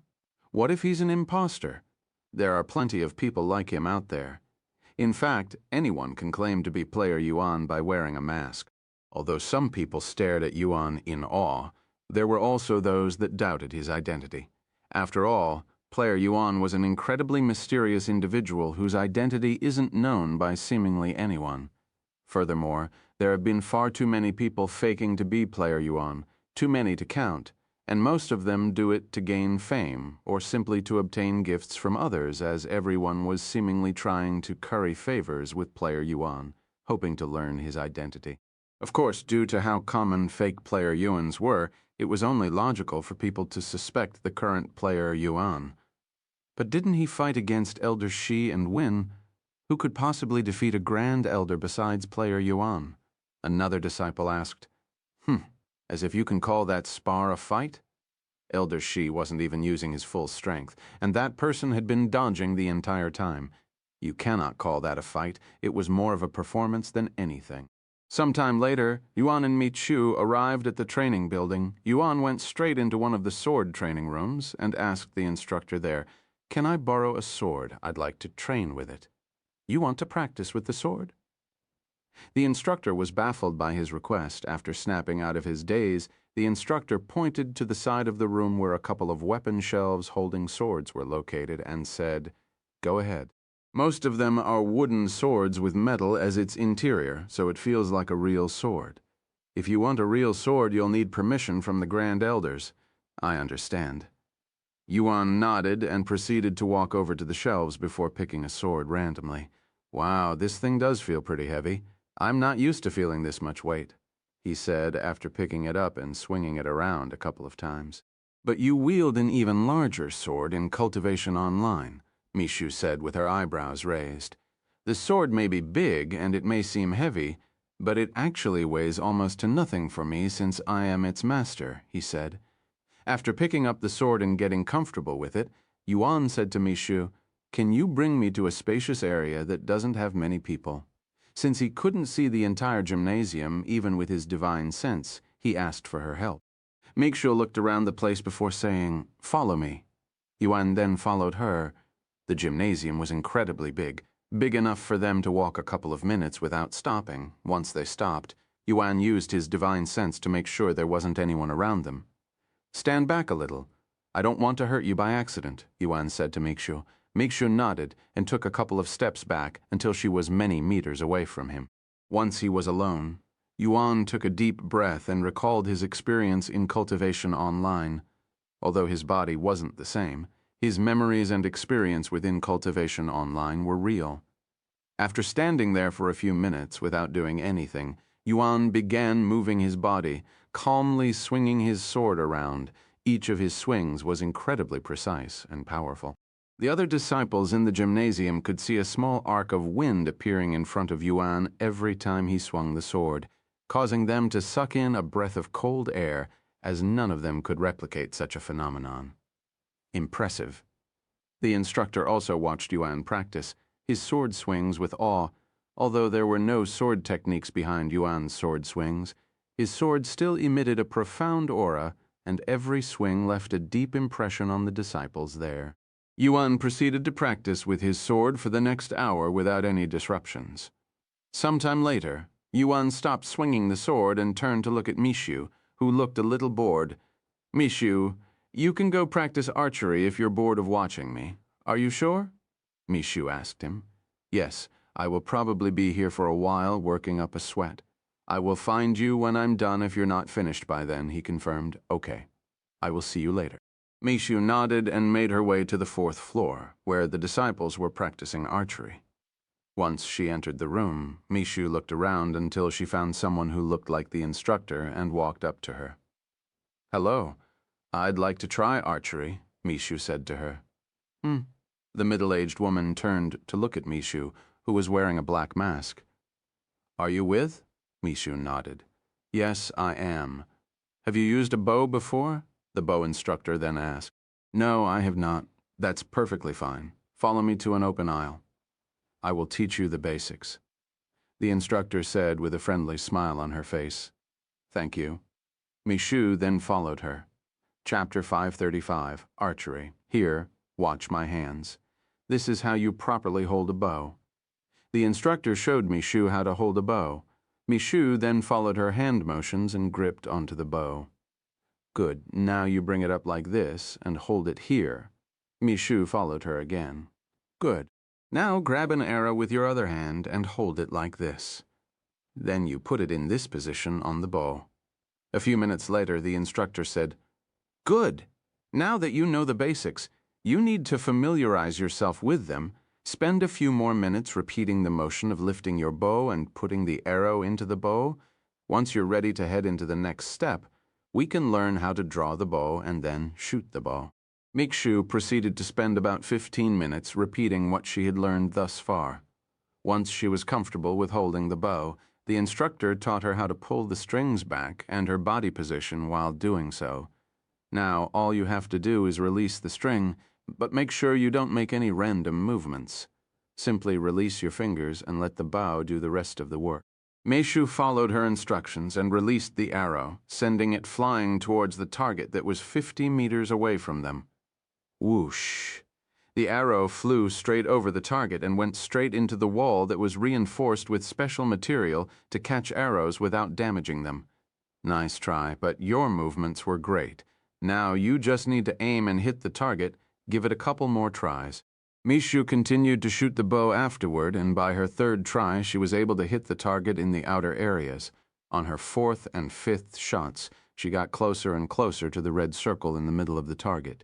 On her sixth shot, her arrow barely missed the red. Finally, only her seventh shot. Mishu managed to hit the red circle dead in its center. Not bad, the instructor said, thinking that it was merely luck. However, Mishu continued to shoot, and on her 8th, 9th, and 10th shot, she struck nothing but red, dumbfounding the instructor. Are you sure this is your first time using the bow? You're very precise. The instructor eventually said, doubting that this was her first time using the bow. Mishu then said, Yes, this is definitely my first time, though this isn't my first time shooting at targets with a weapon since I have experience with guns. Guns? The instructor was left speechless by her words. She knew that Mishu was a young lady by her voice, but what kind of young lady would have experience shooting guns? However, if she thought about it a little more, Mishu was player Yuan's caretaker.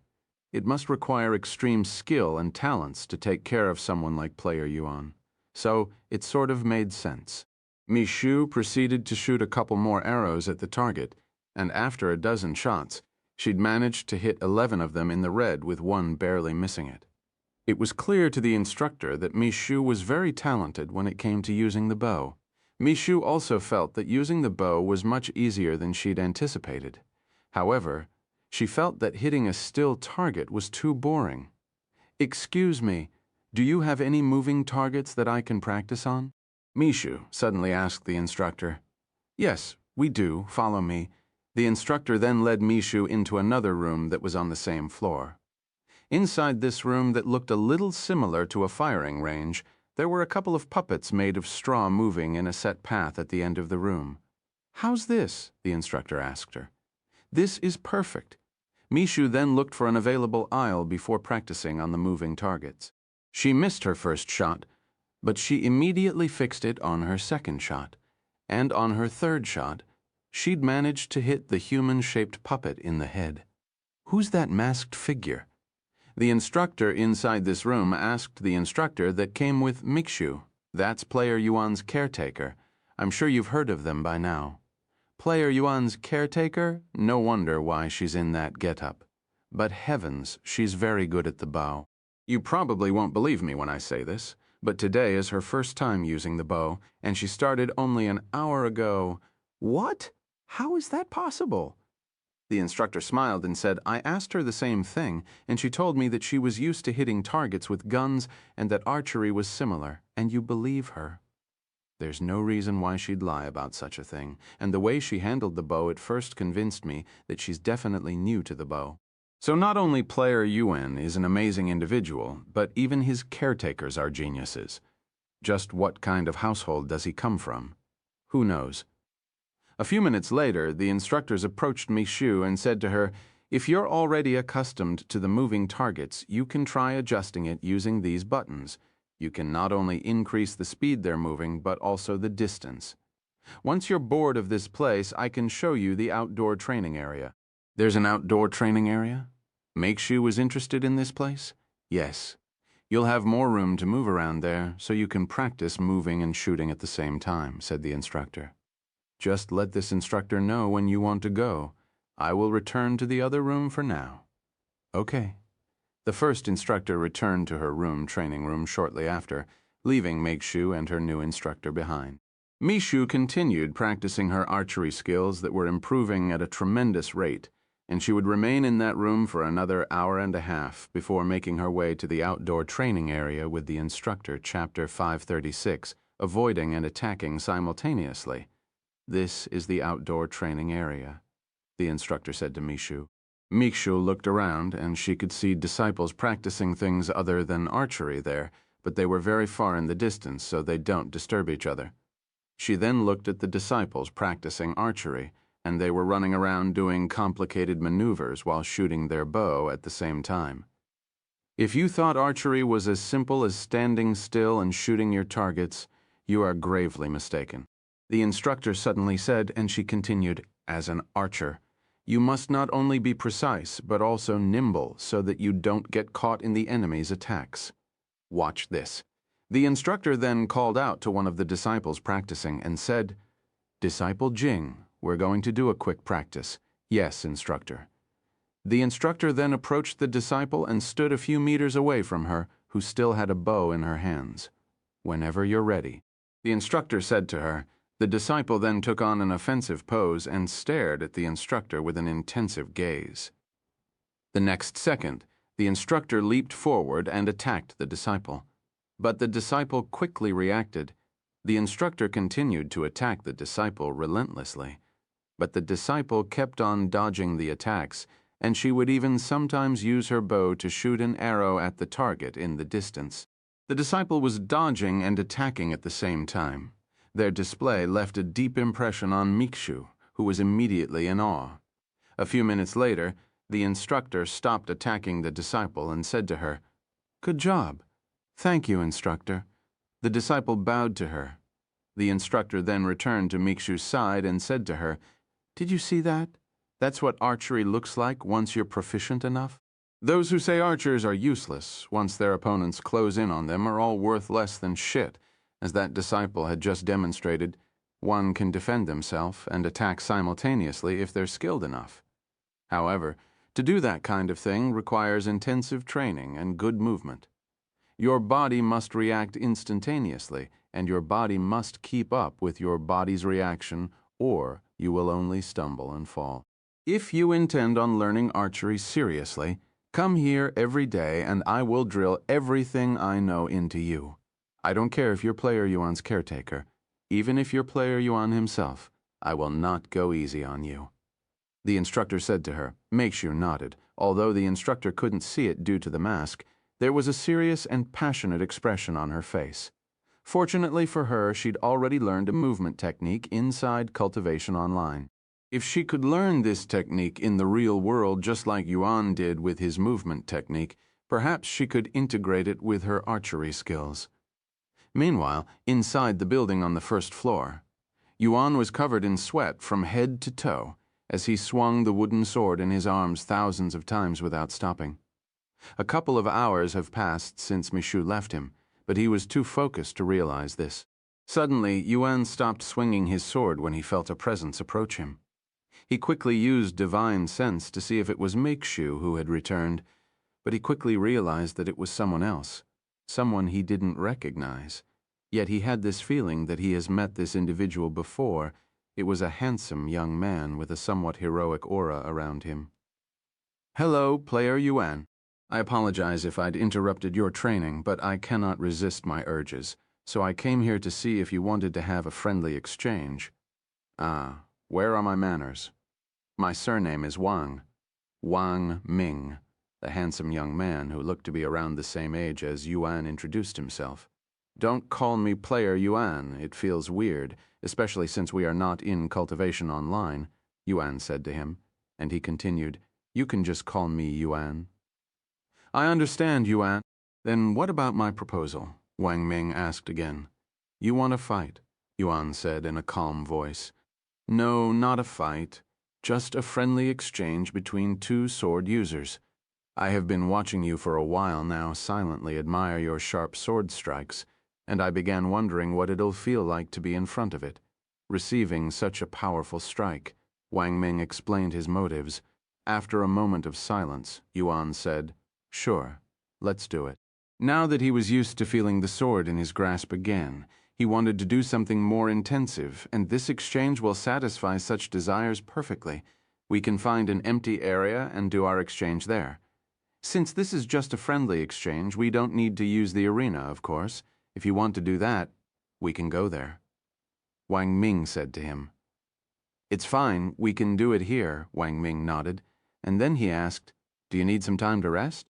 After all, you have been practicing quite intensively for a long time now." "I'm perfectly fine," Yuan said, taking Wang Ming by surprise. How can someone feel perfectly fine after swinging such a heavy sword for many hours with barely any rest? Aren't his arms sore? Or was his body made of metal, so he cannot experience such feelings? A few moments later, Yuan and Wang Ming found an empty spot in the gymnasium and decided to use that spot for their spar. The disciples inside the gymnasium quickly noticed what they were doing, and their blood immediately pumped with excitement. "Everybody look over there. Wang Ming, our #1 sword genius, is going to fight player Yuan." "What?" The disciples quickly gathered and surrounded Yuan and Wang Ming, but they made sure to not get so close that it would disturb their fight. Not only did they not want to disturb such an exciting fight, but they also didn't want to get hit by either Yuan or Wang Ming. Chapter 537, Sword of Dominance. "Whenever you're ready, Yuan," Wang Ming said as he held his wooden sword in front of him. Yuan also held his sword in front of him and tightly grasped the handle and nodded. "I'm ready, then here I come." Wang Ming immediately kicked his feet and lunged at Yuan before swinging his sword. Clang! Yuan blocked the strike with ease. Wang Ming didn't think too much of it and continued to attack Yuan relentlessly, displaying precise and powerful sword techniques. While he blocked every attack, Yuan examined Wang Ming's cultivation base, and to his surprise, Wang Ming emitted an aura belonging to the 7th level spirit warrior. Besides the Grand Elders, Wang Ming has the highest cultivation base out of everyone he has met before. Of course, this was only possible since Wang Ming belonged to the Wang family that has known about cultivation way before the rest of the world, allowing him to start cultivating at a very young age. However, even then, he was only at the 7th level, Spirit Warrior, still 3 entire levels below Yuan. Clang, clang, clang. As the fight got longer, it also grew more intensive. The spectators could hardly blink, as they feared that they might miss the decisive moment the second they decide to blink. Furthermore, every time their swords clashed, it would make the spectators' hearts throb with excitement, almost like there was a drum playing. I can't break through his defenses, and his strikes are incredibly heavy. Wang Ming was at a loss for words. Although he'd expected Yuan to be a challenge for him, he didn't think it would feel so powerless, almost like he was before an immovable mountain. "Since it has come to this, let's see if you can handle my sword technique." Wang Ming suddenly stopped his attacks for a moment to cover his wooden sword in his spiritual energy. Yuan immediately noticed the change in Wang Ming's sword, but he didn't panic. Let's see how powerful his sword technique is. Yuan eagerly anticipated Wang Ming's sword technique, silently wondering to himself if he would be able to defend against it. "Yuan, if you can defend against this sword technique, it's your win," Wang Ming announced to him. This surprised the spectators. Wang Ming is using his sword technique. Isn't that too much in a friendly exchange? I think he's doing it because he's left with no other choice, meaning that he doesn't believe that he can defeat player Yuan without this sword technique. Just how powerful is player Yuan to push Wang Ming to such a state? Not only does player Yuan have his mysterious movement technique that makes it impossible to hit him, but even his sword mastery appears to be very good. If you ask me, I think he belongs to a secluded cultivation family that's outside the 6 spiritual families. Do these secluded families really exist? I mean, there are always rumors about their existence, but we haven't seen any of them even to this day. Meanwhile, after taking a moment to prepare his sword technique, Wang Ming was finally ready. Here it comes, Yuan, Wang Ming warned him before releasing the sword technique. Yuan tightened his grasp on the sword and prepared for its sword of dominance. Wang Ming's eyes flickered with a golden glow for a moment before he released his sword, sending a semi-transparent golden arc of light at Yuan. Yuan immediately used his sword to block the incoming arc of light, but he had a bad feeling about it. However, he wasn't going to dodge it, and he intended on taking it head-on. Whoosh! The arc of light flew at Yuan at incredible speed and arrived before him almost instantly after it was released, and the moment it touched the wooden sword in Yuan's grasp, it sliced the wood easily. If it were not for the metal core inside the wooden sword, the arc of light would have gone straight through. However, the metal wasn't enough to defend against the arc of light and was also being cut. Dodge it. Wang Ming realized that he'd gone too far with this technique and might actually harm Yuan, perhaps even kill him. Of course, Yuan also had a feeling that this arc of light would go through his body once it cuts through the sword, and right as before the metal core was cut in half, Yuan sensed the danger and subconsciously reacted. Whoosh! A profound aura emitted from Yuan's body, sending chills down everyone's spine, and the half-broken sword in Yuan's grasp suddenly gushed with a sharp aura that sliced the arc of light in half, and seemingly with ease. What kind of sword technique is that? Wang Ming exclaimed in a shocked voice when he witnessed his arc of light destroyed. Huh? Yuan also didn't know what happened and looked at the sword, and to his complete surprise, there was a familiar yet otherworldly aura covering the sword. It was sword chi. He had somehow managed to use sword chi. However, the moment Yuan lost his focus, the sword chi also disappeared. The instant the sword chi disappeared, the half-broken sword completely broke in half, leaving everyone there, speechless. After a long moment of silence, a defeated smile appeared on Wang Ming's face, and he clasped his hands before Yuan. Thank you for the exchange. Yuan, it was an incredible experience for me, especially since I don't usually have anybody that can fight me equally, much less defeat me. We should spar with each other more often without using any sword techniques, of course. Likewise, it was also a good experience for me. Yuan clasped his hands together while still holding the broken sword. Now that is out of the way, if you don't mind. Can you tell me what kind of sword technique you just used? I have never seen anything like that before, not even in Cultivation Online. Wang Ming then asked him, his gaze filled with interest. Chapter 538, A Worthy Opponent. Of course, if you don't want to tell me, that's fine as well, Wang Ming added. After a moment of silence, Yuan said, It's sword chi. Sword chi? I have never heard of this technique before. Where did you learn such a powerful technique? Cultivation Online, he responded calmly. Wang Ming's eyes widened with surprise. As far as he was aware, there hasn't been a single person that has successfully learned a technique from Cultivation Online that wasn't a cultivation technique. Congratulations, Yuan. You're the first person I know of that has successfully learned a martial technique from Cultivation Online. Wang Ming said after his daze. Anyways, it's getting late. I will be here again tomorrow if you'd like to spar again. Wang Ming then said, Yuan nodded. Once Wang Ming left the scene, the crowd around them also dispersed.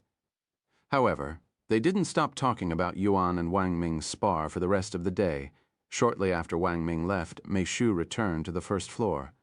I'm finished for the day. Are you ready to leave, or do you want to train more? Mei Shu asked Yuan after returning to him.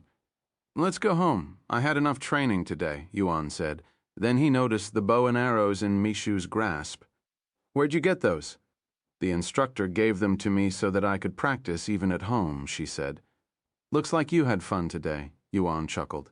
Yes, archery was more entertaining than I'd anticipated. I think I will stick with it for a little longer. Sometime later, they returned to the immortal caves. Yuan sat down and prepared to remove his mask, but Michu quickly said, Wait a moment. Don't take your mask off just yet. Let me look around the place for a little bit. Yuan wasn't sure what she was trying to do, but he nodded his head regardless. Then he watched as Michu searched every nook and cranny of the place. What are you looking for? He decided to ask her. If there is any surveillance in this place, she calmly responded. Like hidden cameras? I don't think they would do something like that, Yuan said in a somewhat dazed voice. I know, but we can never be too careful. Many minutes later, once Michu was satisfied with the results, she removed her mask and said, The place looks clear. Yuan also removed his mask afterward. I am tired. I don't think I have ever practiced this intensively before, not even in Cultivation Online. Yuan released a long sigh. Sometime later, Michu asked, Do you want to take a shower first? Yes, I have been sweating all day. You can go inside first. I will follow you after I unpack our clothes. Okay. Yuan then went into the bathroom that was larger than he'd anticipated, and there was even a square bathtub in the corner. After removing his clothes and tossing them inside the laundry basket, Yuan took a seat and started rinsing his body with warm water. Yuan noticed something different about this water. Compared to the water in his apartment, this water actually contained a hint of spiritual energy. The spiritual energy in this place is so potent that it even affects the water, he mumbled to himself. A few minutes later, Michu entered the bathroom and started washing his back. Once that was done, she assisted him in the front for a couple of minutes before rinsing him off. After drying his body, Yuan left the bathroom to wear some clothes that were neatly folded on the desk. Meanwhile, Michu stayed in the bathroom to clean herself next. Once they were both clean and getting hungry, they realized something. There's no kitchen in this place, so we have to eat outside? Yuan raised his eyebrows. He didn't mind eating outside, but that would require him to remove his mask. We can get the food there and eat it back here, Michu suggested. Let's do that. Yuan agreed. They then wore their masks that had been washed by Michu and prepared to leave the immortal caves.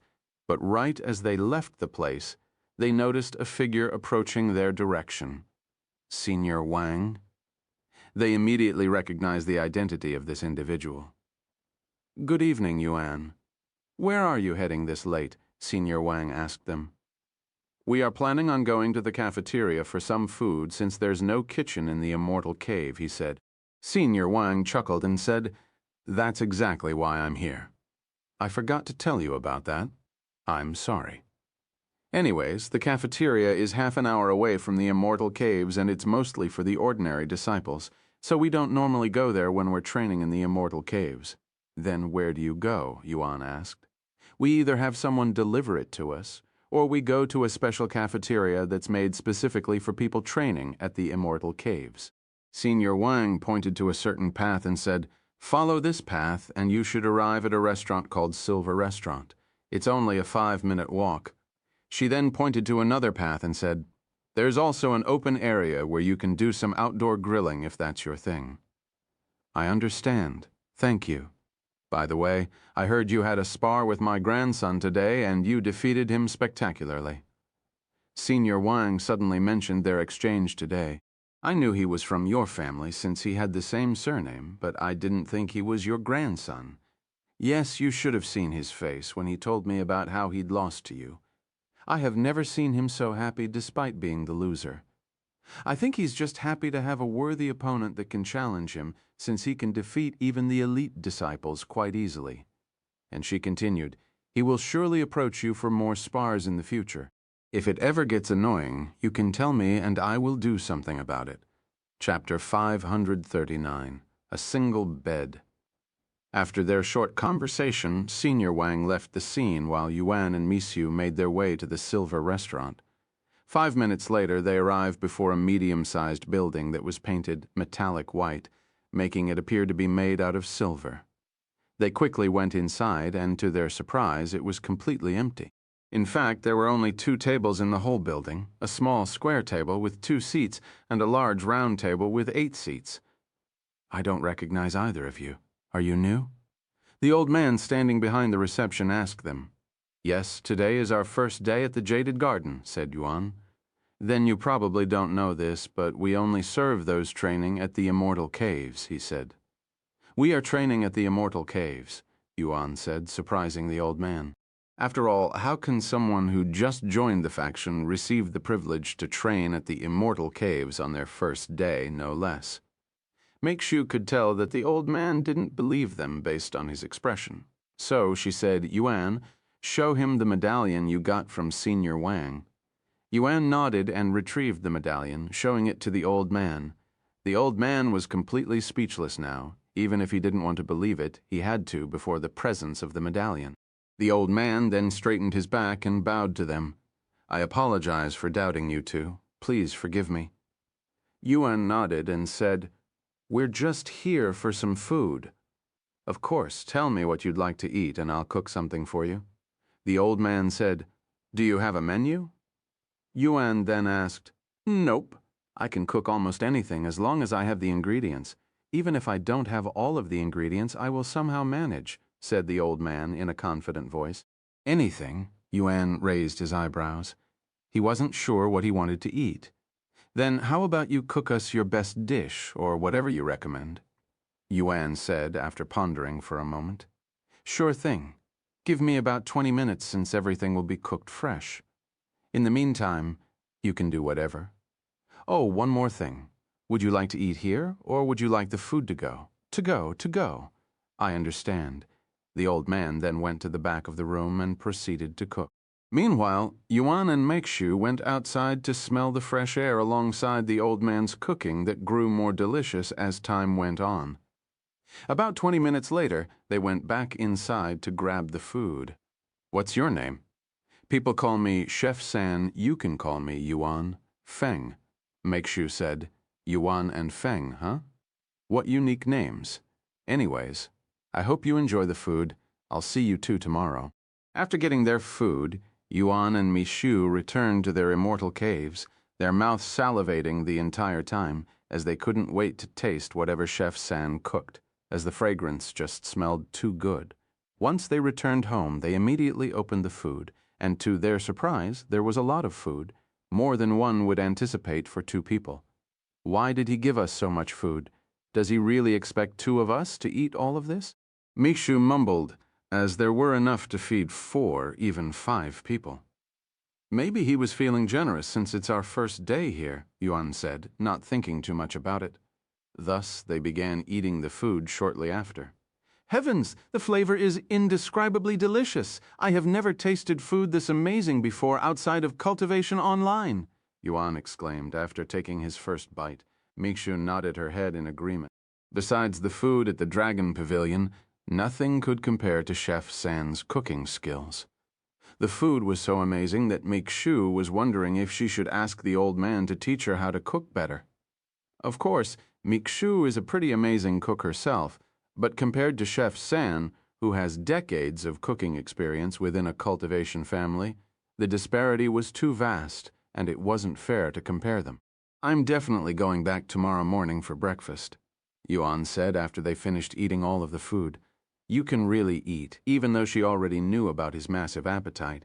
It was still surprising to see him eat so much food. Sometime later, after washing their face and brushing their teeth, they went to the bedroom to sleep. However, there was a problem. There's only one bed. Yuan and Meixiu stood before the only bed in the entire place. After all, immortal caves were built with a single person in mind, since they are mostly for training and most people cultivate alone, so there wasn't any need for a second bed. "At least it's big enough to fit both of us," Yuan said. It's okay. I can sleep outside," Meixiu said. Although she had slept on the same bed with him on the airplane, she had the courage to do so only because it was for a single day. Doing so for many days was too much for her at the moment. "That's not good. I don't mind even if you sleep with me, "And where are you going to sleep outside? There are no couches," Yuan said, not minding that he has to sleep with Make-Shu, as they have already done it once. Make-Shu didn't know how to respond to his question since she'd said such words without thinking about it. Yuan then got inside the bed and under the blankets before patting the space beside him. "Come, sleep with me," he said in a calm voice. Make-Shu sighed inwardly, although she had taught him some common sense. There are some things that cannot be taught through words alone. Make-Shu eventually gave up and entered the bed with Yuan, spending the rest of the night together in the same bed. Chapter 540, Guests at the Yu Family. "Good night, Make-Shu," Yuan said to her as he got comfortable underneath the blankets. "Good night," Make-Shu responded in a somewhat nervous voice, trying her best to not think too much about their situation. "Nothing will happen, Yuan. He's not someone who would do such a thing unless I initiate it." She eventually convinced herself that nothing will happen and slowly fell asleep. They wake up the following morning without any incidents, and they return to the Silver Restaurant for breakfast. "Good morning, young lads. What do you think of yesterday's food? Was it to your liking?" Chef San asked them the moment they entered the restaurant. "Yes, it was amazing, and thank you for giving us so much food," Yuan said to him. Chef San laughed out loud and said, "If I didn't cook so much food, you'd starve the entire night, young man." "Eh?" Yuan was surprised to hear this and wondered why he would say such a thing. "I can tell just by looking at your body that you require a lot of energy, so I purposefully made more food for you." "You eat a lot, right?" I guess," Yuan said, completely dumbfounded now. How does one tell how much someone can eat just by looking at their body? Is Chef San using a cultivation technique? "Thank you for the food." Sometime later, Yuan and Make-Shu left the restaurant and returned back to the Immortal Caves to eat their breakfast that tasted as amazing as last night's dinner. After breakfast, they spent a few hours cultivating, as the spiritual energy in their area was too good to not cultivate.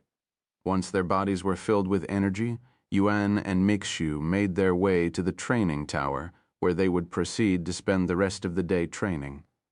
"I will see you later. If you need anything, you can find me on the 4th floor. If I am not there, I am at the outdoor training area," Make-Shu said to Yuan before separating from him. "There's an outdoor training area?" Yuan asked, as this was his first time hearing about it. "Yes, you follow this path behind the building, and it will lead you to a large outdoor training area." "All right, I will check it out when I have the time." Yuan nodded. A few minutes later, Make-Shu arrived at the 4th floor and was immediately welcomed by the instructor. At the same time, Yuan was approached by Wang Ming the moment he noticed Yuan entering the gymnasium. "Hey, Yuan, how about another round?" Wang Ming asked with a bright smile on his face. "Sure." Yuan calmly nodded, and they went to look for a spacious area to spar again, which quickly attracted the attention of other disciples in the gymnasium. Meanwhile, tens of thousands of miles away, back in their hometown, the Yu family sat before two individuals with a seemingly nervous expression on their faces, which was very unnatural and rare. In fact, they weren't this nervous even when dealing with Chairman Zhao. One of these two individuals was sitting on the couch, and she was a graceful young lady who appeared to be around 18 years old, wearing a luxurious red dress adorned with gems.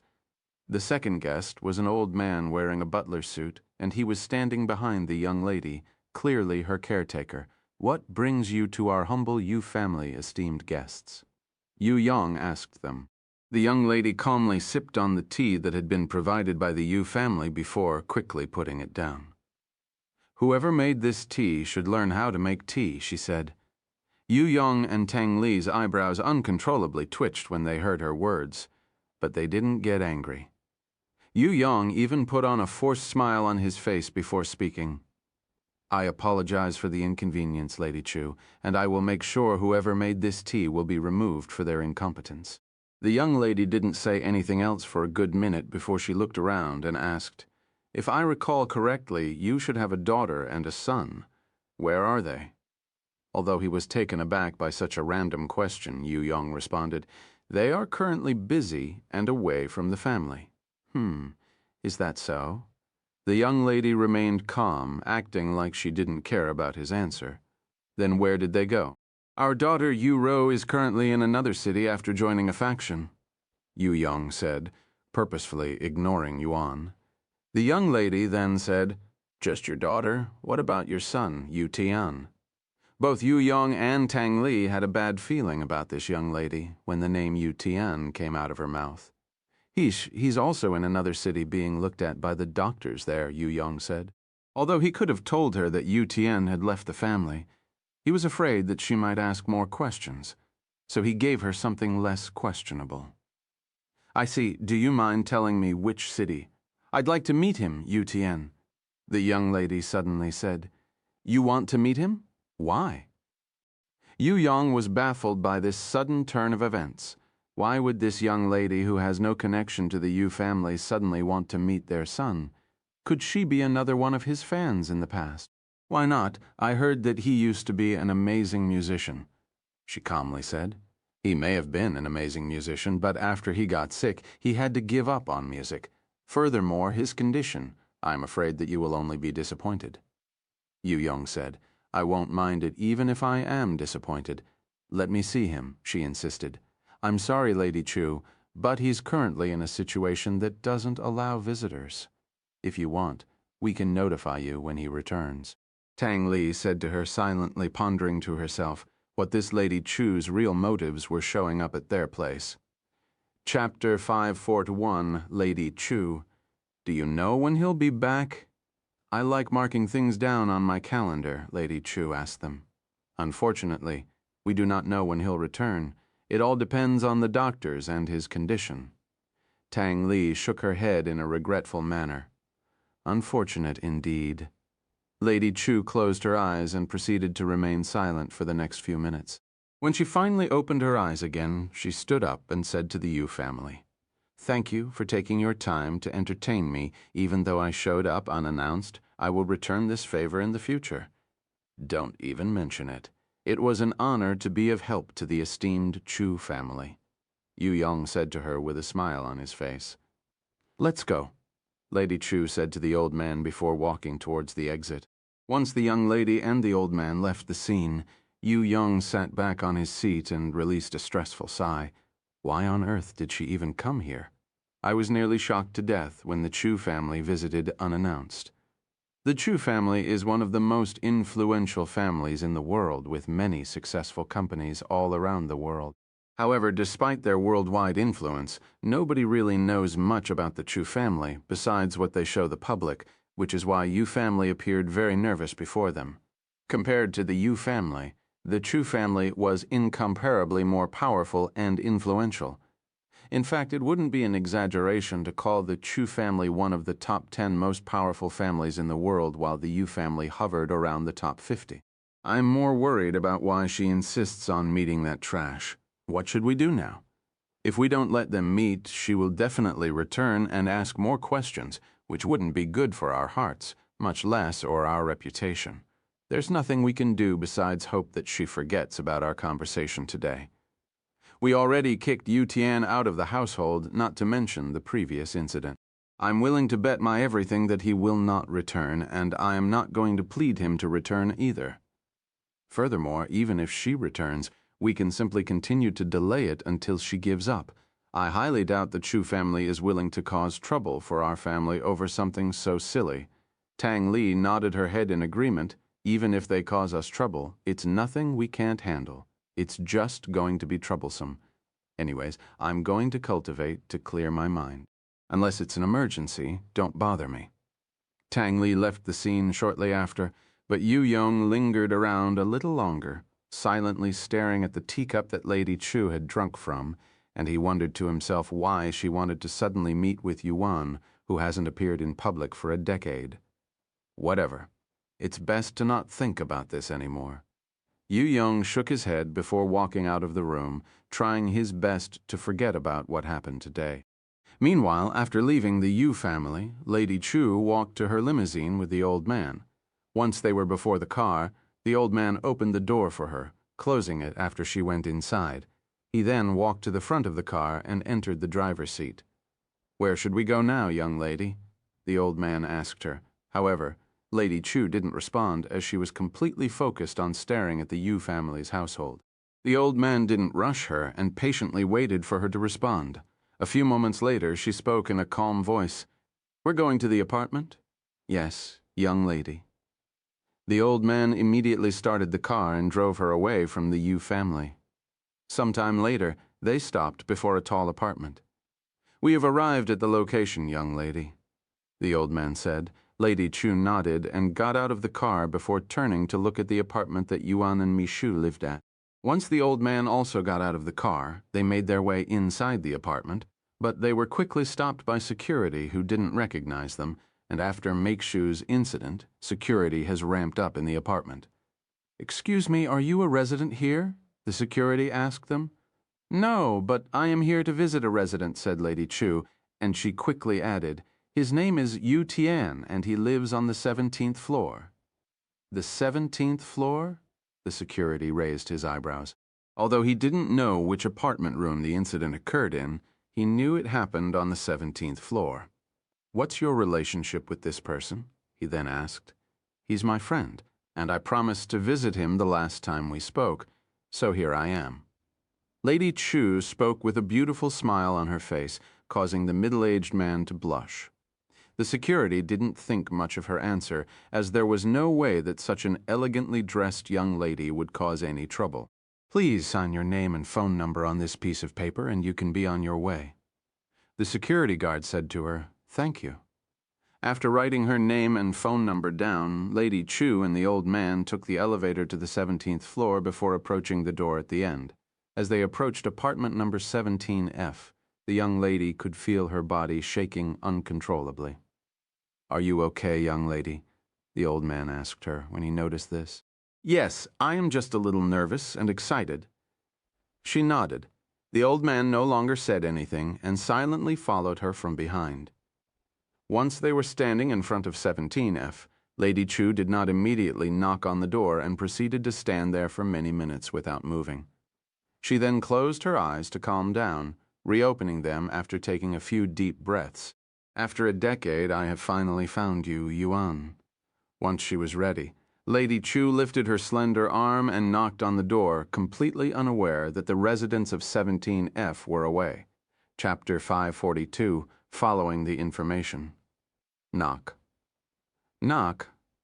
Lady Chu knocked on the door with a resolute expression on her graceful face, but her heart was beating irregularly, almost like she'd just ran a marathon.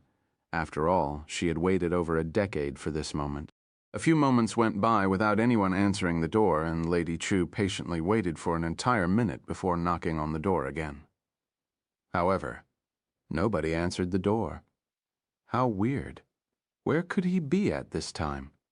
According to my information, he rarely leaves home. Lady Chu wondered out loud. "Let's wait here for a bit," she then said to the old man. "I understand." He nodded. Minutes quickly turned into hours, yet Yuan showed no sign of returning. "Perhaps he moved out after that incident," the old man suddenly suggested. "That's not possible." "I checked with the intelligence agency right before we came here. They said that UTN hasn't moved out," Lady Chu said with a puzzled frown on her face. Eventually, she retrieved her cell phone and dialed a certain number. "Hey, it's me. I want to know where UTN went. He's not home, and I have waited for many hours." A few minutes later, the person on the other side of the phone said, "Apparently, Mishu Yu Tian's caretaker brought 2 plane tickets to Yang City. I assumed they went there for some reason." "Yang City? What is he doing there?" Lady Chu raised her eyebrows in a puzzled manner. "Can you check the system to see when they will return?" she then asked. "I have already checked the system for you, young lady, but it appears that they didn't buy a ticket home yet. So either they don't plan on returning or they don't know when they'll return, huh? Keep me updated and try to find out where they went after going to the Yang City." "Roger, young lady." Lady Chu released a deep sigh after hanging up the phone. "I waited 10 years for this moment, and he's gone off to another city with another woman.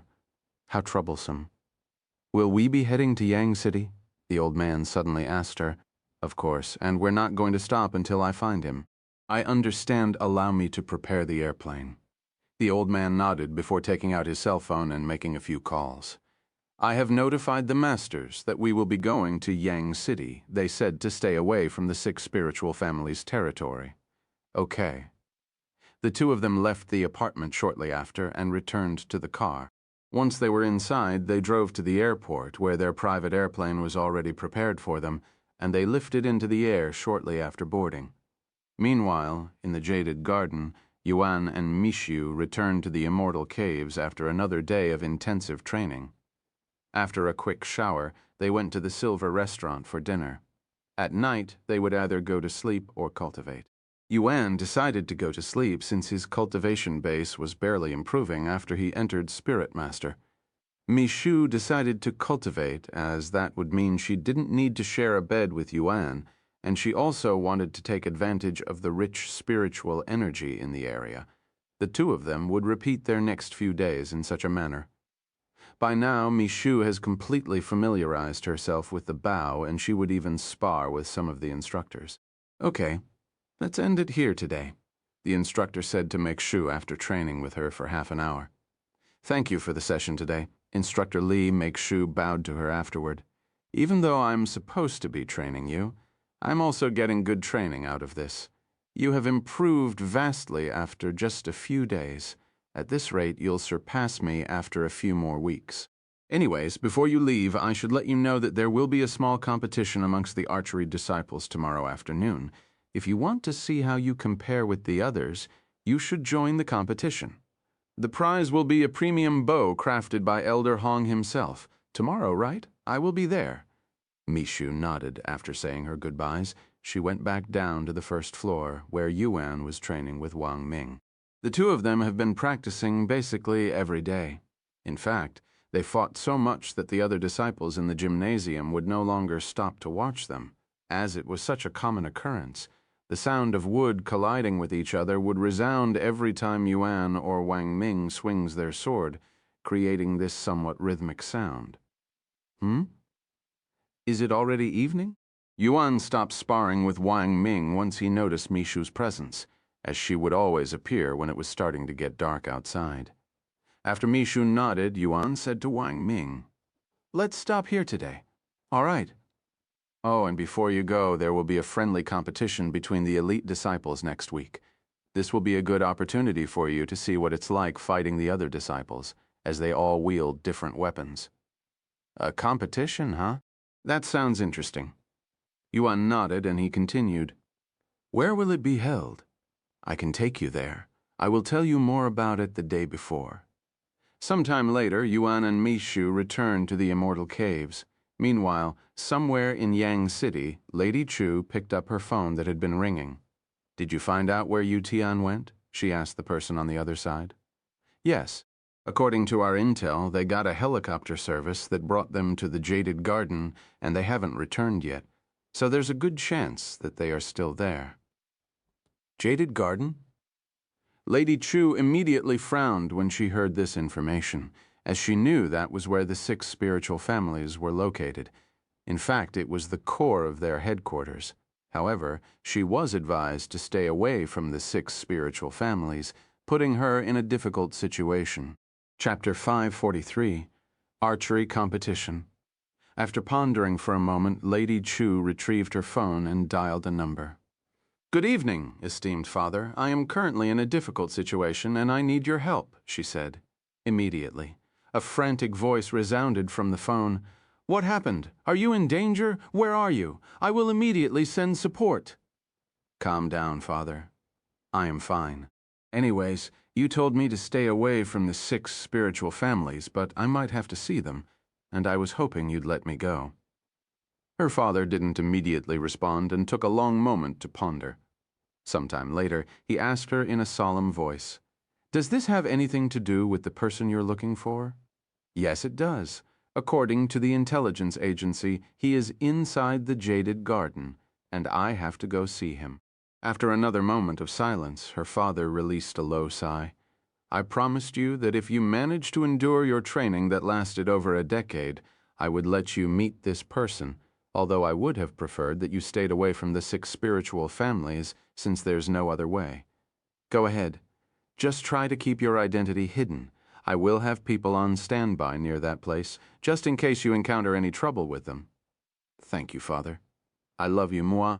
After kissing her father through the phone, Lady Chu hung up and turned to look at her caretaker with a smile on her face. We are going to Jaded Garden, she declared. I understand. The old man nodded. The following morning, they boarded a private helicopter and made their way to the Jaded Garden. Meanwhile, Yuan and Mishu had just finished eating breakfast. There's going to be a competition between the archery disciples, and I'm going to participate in it, so I might be a little later than usual today, Mishu said to him as they walked to the training area. Really? Can I watch it? I need a break from training as well, Yuan asked her. I think so. I will ask the instructor. Okay. After arriving at the training area, Yuan said, Give me a minute to speak with Wang Ming, since he's probably expecting to train with me today. He then went inside the gymnasium on the first floor, and as he'd expected, Wang Ming approached him with a sword in his grasp. Ya ready? Wang Ming asked him in a casual manner, feeling completely familiar with Yuan after sparring with him for the past few days. Sorry, but I'm going to take a break today to watch Mi Feng participate in an archery tournament, Yuan said to him. Oh, right. There was something like that going on today. All right. I guess I will take a break as well. To tell you the truth, my body has been aching for a while now, ever since we started sparring, but this means I'm getting good training, so I don't mind it. And since I have nothing else to do, allow me to follow you. Thus, Wang Ming tagged alongside Yuan to watch Mikshu's competition. A few minutes later, they arrive on the 4th floor, where the instructor was already waiting for them. That's player Yuan, huh? He certainly gives off an unfathomable aura. The archery instructor, who was a mid-level spirit warrior, stared at Yuan for a moment before turning to look at Mishu. The competition won't begin until the afternoon, but we can start making our way there now. Mishu nodded, and they followed the instructor to the outdoor training area, but they continued walking a little further down the path, where they arrived before a massive grassland with many people already setting up the targets for the competition. The moment they arrived, the disciples there turned to look at them. Hey, look, is that her? That genius who can spar with an instructor after a few days? One of the disciples there whispered to another. I think so. My instructor had been talking about her with another instructor, and I happened to overhear them. Is she really that good? Has anybody here seen her archery skills? Nope, me neither. After a disciple reaches a certain skill level, they would rarely visit the training building since they would receive new and more professional instructors that will teach them privately, hence why nobody there recognized Mikshu. Since we have some time, allow me to explain the competition to you. The instructor said to Mikshu, There will be 4 different exercises, each testing your archery skills. For the first exercise, you simply need to shoot a still target to earn points, and the further target you hit, the more points you will receive. For the second exercise, you will have to shoot a moving target, but it won't be any ordinary target. They change things up every year, so I can't go too deep into this one. You will understand what I mean during the competition. For the third exercise, you will be standing on a moving platform while trying to shoot your target. And for the last exercise, you will have to hunt some live targets using only your bow and arrow, but there's a catch. You cannot kill these targets, or that will result in a loss of points. Mishu raised her eyebrows. How is she supposed to hunt something without killing it? It didn't make any sense to her. You probably have a few questions, but you don't need to worry since they will all be answered later when they give more details about the competition. Until then, sit back, relax, and clear your mind. The instructor left them alone afterward to prepare for the competition. What do you think? You confident in winning? Yuan asked her. I can't really say for sure since I don't know how good the others are, but I will definitely try my best to win this competition, she said. Chapter 544, the first event.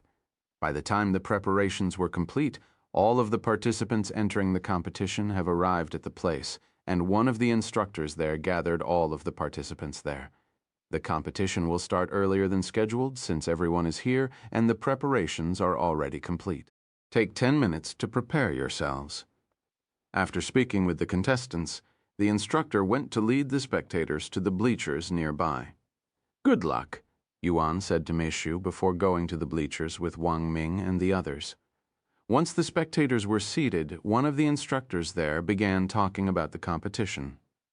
For this competition, you will need to earn points from 4 different events, and at the end of the competition, the one with the highest score wins. As for the reward, Elder Hong from the Hong family will personally craft you a bow.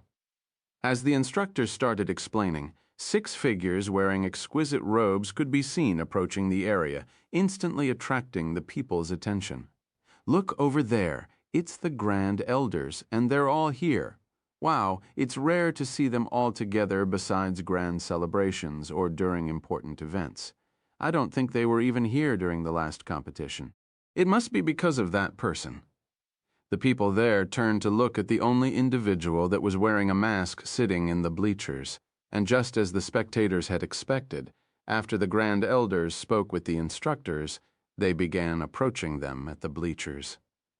"Greetings, Grand Elders."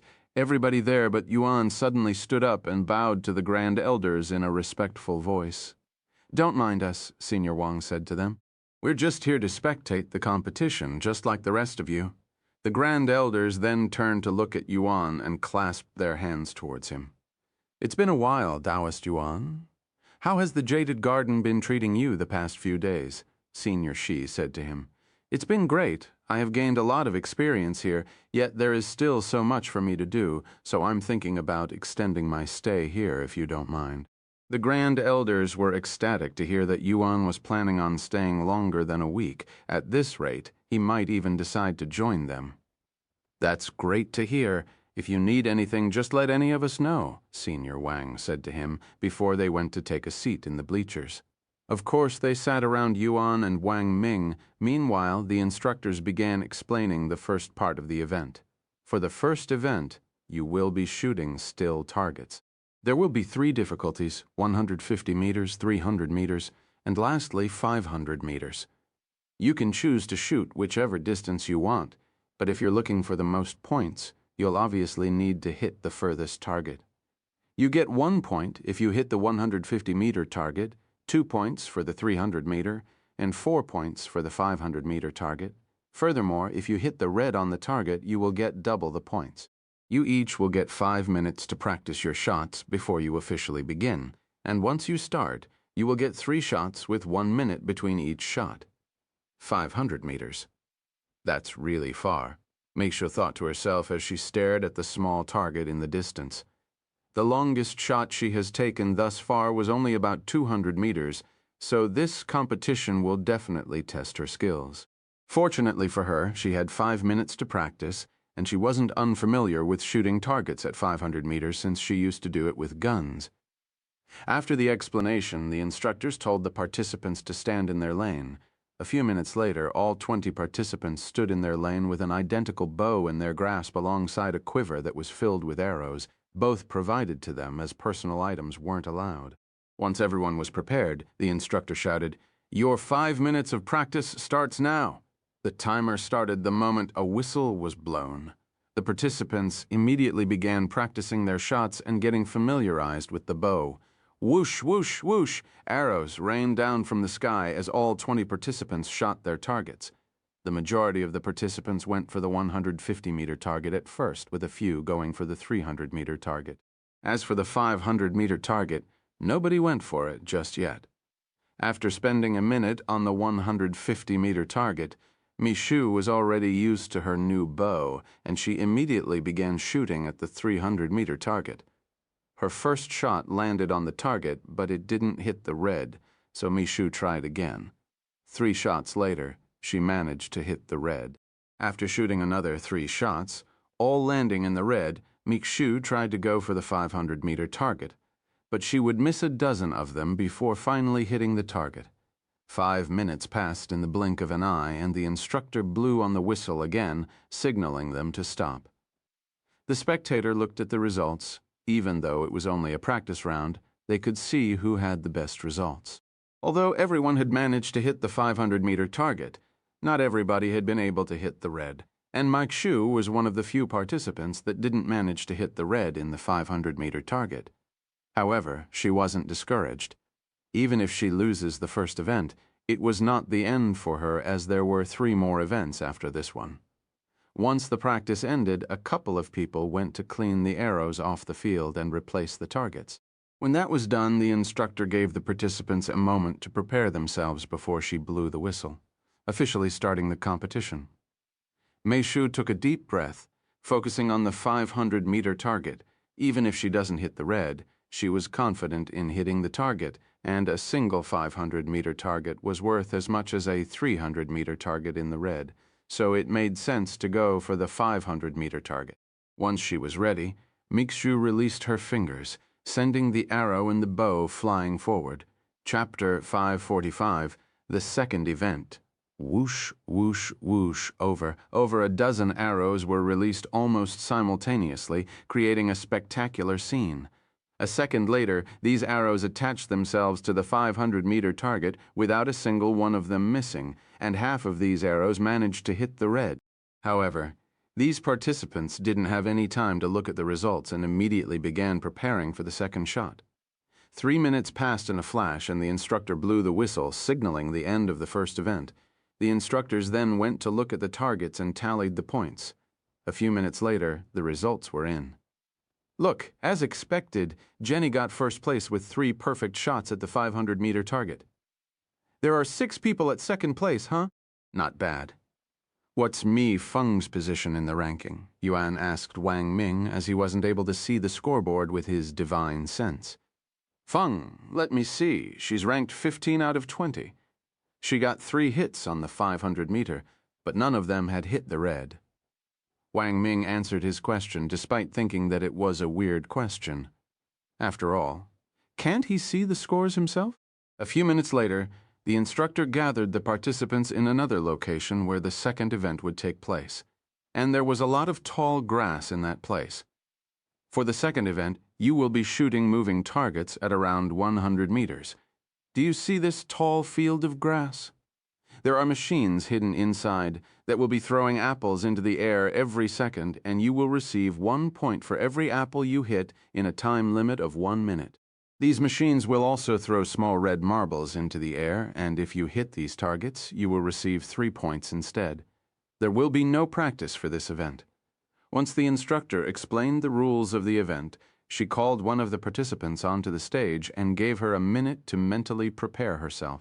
The whistle was blown a minute later, and the participant immediately raised her bow, shooting arrows at the apples that were being tossed into the air by the machines hidden within the grass. It was unknown how many machines were hidden in the grass, but the apples would always be tossed at a different location, and there would be a small marble the size of a pebble being thrown into the air after every few apples. Although they were hard to hit, it wasn't impossible, and the participant managed to hit one of them during her minute-long session that exploded into tiny red fragments. 31 points. The instructor announced at the end of her session. Once that participant left the stage, another one entered the stage, 28 points. The instructor announced a minute later, 34 points, 33 points, 29 points, 51 points, as expected of Zhao Mi, who is renowned for her fast shooting. Although she isn't good at long-range shooting, she's probably the best when it comes to rapid firing with the bow, and her accuracy is very good as well. The spectators commented as they watched the participants shoot apples and marbles. A dozen names later, it was finally Makeshu's turn to enter the stage. Once she was on the stage, Makeshu took a minute to calm and clear her mind. The moment the whistle was blown, she raised her bow and started shooting arrows every second, surprising the crowd. Wow, looks like Xiaomi isn't the only one who's good at rapid fire. Who's that participant? I don't recognize that person. And what is with the mask? You don't know? That's player Yuan's caretaker, Feng. What? Really? No wonder. I guess it does require some skills to be player Yuan's caretaker. Although the spectators were surprised at first, once they learned that Mishu was Yuan's caretaker, they were no longer as surprised. Whoosh, whoosh, whoosh! Meishu kept shooting her bow almost every second until the whistle was blown. 60 points, the instructor announced. Wow! That's even better than Xiaomi! How many marbles did she hit? I counted 7. Yeah, she'd hit 7. The second event finished half an hour later, and Makeshu had achieved first place, boosting her total rank to number 7. Wow, your caretaker is very talented. Where did you find someone like her? Wang Ming asked Yuan. Who knows? Yuan responded with a smile behind his mask. Sometime later, the instructors gathered the participants again at the third location, which was a large but weirdly made platform, and it sort of resembled a treadmill. This is the movable platform. Watch, the instructor pressed a button, and the stage immediately started moving one way like a treadmill. You will need to shoot your targets while standing on this platform. Moreover, your targets will be moving as well. The instructor pointed to the field about 150 meters away, and there were human-figured targets moving left and right in a rhythmic manner. There are 2 targets, one at 150 meters and the other at 300 meters. You get 2 points if you hit the 150-meter target, 3 points if you hit the 300-meter, and like the first event, you will get double points if you hit the red. You will get 5 shots in total for this event, with 1 minute for each shot, and the timer will not begin until the whistle blows. Once again, every participant got a minute to mentally prepare themselves, and once the event began, the treadmill-like stage started moving, and it would gradually move faster after each shot. When the treadmill stage reached a desirable speed, the instructor blew the whistle, signaling the beginning of the event. The participant did not immediately shoot and took a moment to familiarize herself with the stage. Half a minute later, she drew her bow and aimed it at the 300-meter target. Whoosh! The arrow flew straight at the target, hitting it square in the chest, but it missed the red by an inch. 5 minutes later, the instructor blew the whistle and said, 17 points? Chapter 546, the third event. How much more difficult do you think the third event is compared to the first or second event? Or is it easier? One of the spectators asked out loud. It should probably be harder than the previous 2 events, especially since you have to constantly run on that treadmill stage. I cannot imagine trying to do what they're doing right now, as expected of the best archers in the spiritual elites.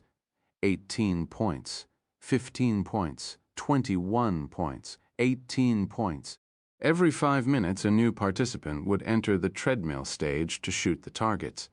About an hour later, Makeshu was called onto the stage, and after spending a minute clearing her mind, she readied her bow and started moving on the stage. Makeshu shot her bow 30 seconds after the whistle was blown while in a jogging motion, after her first shot was released and the arrow hit the 300-meter target. Makeshu could feel the treadmill stage moving a little quicker, forcing her to jog faster as well. Another half a minute later, she shot her second arrow, then her third, and her fourth. By the time she was on her last arrow, the treadmill stage was moving so quickly that it looked like Makeshu was sprinting for her life. After taking a deep breath, Makeshu pulled the string with her eyes focused on the 300-meter target. She'd managed to hit the 300-meter target all 4 times up to this point, but she has not managed to hit the red yet. And on her last second, Makeshu released the arrow half a second before the instructor blew on the whistle. Whoosh! Thud! The arrow hit the 300-meter target inside the red, 18 points. After another hour, the third event came to an end, and Makeshu actually managed to increase her rank by 1, despite only hitting the red 1 time, reaching 6th place. The instructor gathered all of the participants once again, but she didn't lead them to the last location just yet. Instead, she explained to them about the event first. For the final event, you will be hunting rabbits within a certain area with your bow and arrow. However, you are not allowed to kill them. I repeat, you are not to kill them, or you will receive a penalty that is a deduction in points. The fourth event won't start right away since we still need to prepare for it. There will be an hour break, but before I let you go on your break, allow me to explain to you the rules of this event. There will be a total of 10 rabbits at once, and they will all have a bell attached to their tail. Your objective for the final event is to shoot the bell off their tail, and every successful hit without injuring the rabbit will give you 5 points. However, if you injure the rabbit, you will have 10 points deducted, and if you somehow killed the rabbit, you will have 20 points deducted. The participants swallowed nervously when they heard the rules, as this final event could potentially make or break their chances of becoming first place. If they kill even a single rabbit, that would mean having an entire event's worth of points being deducted from them, meaning the points they scored in the previous events would be forfeited, and that could instantly drop even the current first place to the last place. This rule would no doubt put a large amount of burden on the participants, and it made them really nervous for the first time in this competition. The instructor sent the participants away for an hour while they cleaned up the place and prepare for the final event. "You're doing great, Feng," Yuan said to her when she returned. "Thank you. But I am still miles away compared to the others," Meishu said. "You're too humble," Senior Hong chuckled, and he continued, "I heard from the instructors that you only started learning archery a few days ago. Compared to the other disciples that have been practicing since they were young, you're too crazily talented, just like someone else here." Senior Wang nodded and said, "The fact that you're even competing against them is already amazing enough." "What? She only started archery a few days ago. How is that even possible?" Wang Ming was shocked to hear this information for the first time. It was one thing for Player Yuan to be a genius, but even his caretaker is a genius. One can only imagine how talented his family is when the caretaker is already this talented. While the participants waited for the final event to be prepared outside the Jaded Garden, where the helicopters are located, a new helicopter arrived at the place. Once the helicopter landed, a beautiful young lady with brown hair flowing down her back and an old man wearing a butler suit stepped outside the helicopter. "The spiritual energy in this place isn't that bad, but it's not as good compared to the spiritual energy at our home," Lady Chu said after checking out the spiritual energy in that place. "All right, now where do we go?" Lady Chu looked around and she quickly noticed the tall building in the distance. "Let's go check out that place first," she said while pointing to it. They proceeded to approach the building, entering it a few minutes later. "Welcome to the Jaded Hotel. How may I help you today?" The receptionist greeted them the moment they entered. "Why is there a hotel in this middle of nowhere?" Lady Chu raised her eyebrows. The receptionist chuckled a little before replying. "Since most guests visiting this place come in helicopters, the 6 spiritual families decided to build this hotel here for their convenience." "I see then. Can you tell me where the 6 spiritual families are located?" "This is our first time to this place." The receptionist nodded and left the desk. She then took them outside and pointed them in a certain direction. "If you walk straight down that way, you should reach the entrance in about an hour since it's 3 miles away." "I understand. Thank you," Lady Chu said to the receptionist before following the direction she was given. Chapter 547, The Final Event An Hour. After the third event, the participants were gathered by the instructors, who led them to a spacious area with short grass and a massive fence that surrounded the area. This area is exactly 1 mile in diameter, and it is where you will be hunting the bells. There will be a total of 10 rabbits in the field, each scoring you 5 points, granted that you don't injure the rabbit.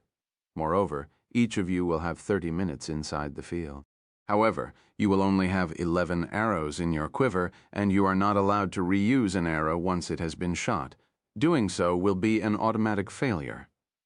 After giving the instructions, the instructor sent in the first participant, who immediately began running towards the first rabbit she noticed. Although 30 minutes may seem like a lot for each person, one must consider how many rabbits there were in the field.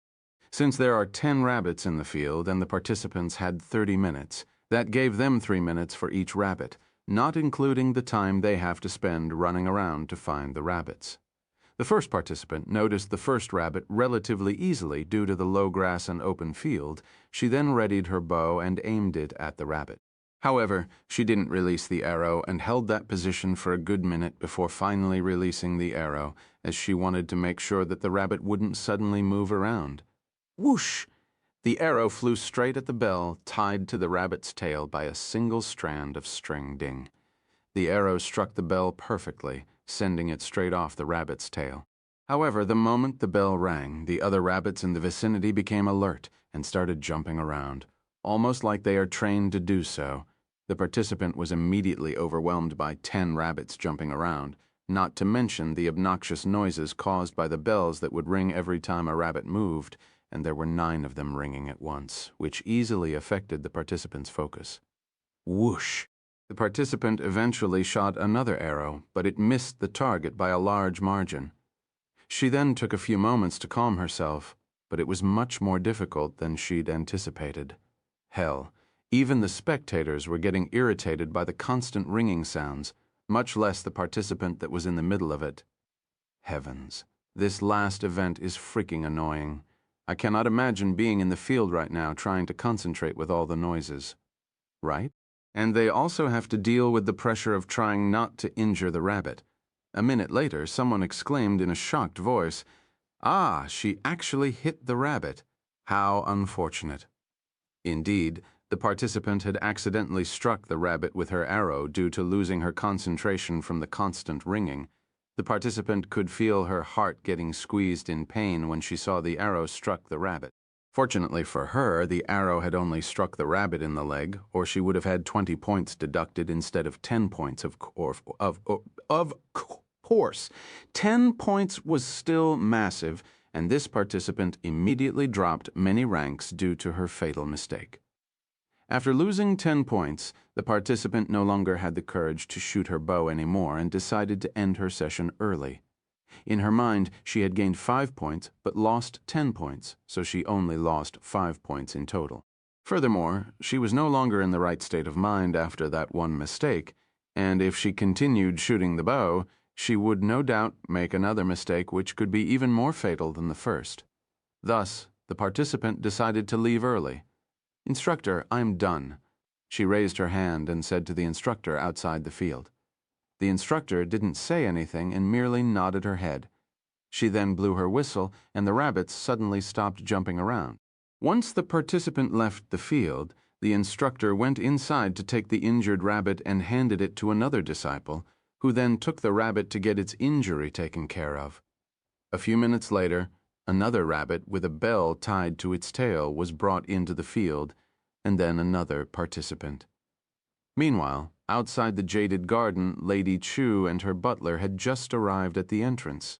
When the guards saw Lady Chu, they were immediately stunned by her noble appearance, as she was an immensely beautiful young lady with an unfathomable aura that made it feel like they lived in 2 different worlds despite being only a few feet away from her. Hey, how may we help you?" the guard stuttered, like no tomorrow, when he snapped out of his daze to speak with them. "I'm here for my friend. Can you take me to him?" Lady Chu asked them with a beautiful smile on her face that immediately made them all blush even harder. Friend? Who may this friend be? Well, he arrived around a week ago. I believe they came in a pair, a man and a woman. Lady Chu responded purposefully, not revealing their identity, as she wasn't sure which identity Yuan came to this place as, and saying their name could potentially ruin his secret. A week ago? A man and woman. The guards began pondering, as there have been many visitors to the jaded garden ever since they opened up to the public. Despite that, a couple wearing masks appeared in their minds. They figured that only that person could possibly have a relationship with such an esteemed young lady. "Are you talking about player Yuan and his caretaker, Feng?" the guard asked, just in case. Lady Chu's expression immediately brightened after hearing Yuan's name, and she quickly nodded, "Yes. I have come here to see my friend. Yuan, can you please take me to him?" Chapter 548. Friend, player, Yuan's friend. The guards looked at each other with weird looks on their faces. They figured player Yuan was the type to not have any friends due to how he played, Cultivation Online, and how reclusive he appears, so it was quite a surprise to learn that he actually had friends. I'm sorry, but you're going to have to wait a while since we don't know player Yuan's location at the moment," the guard said to them. "We'll go ask around to see if anybody knows of his location. In the meantime, you can wait inside the guest room." Lady Chu put on a pondering face for a moment before speaking. "I don't really like sitting around doing nothing, so can I ask to follow you to ask around?" I'd like to see the renowned Jaded Garden while I'm at it, if you don't mind.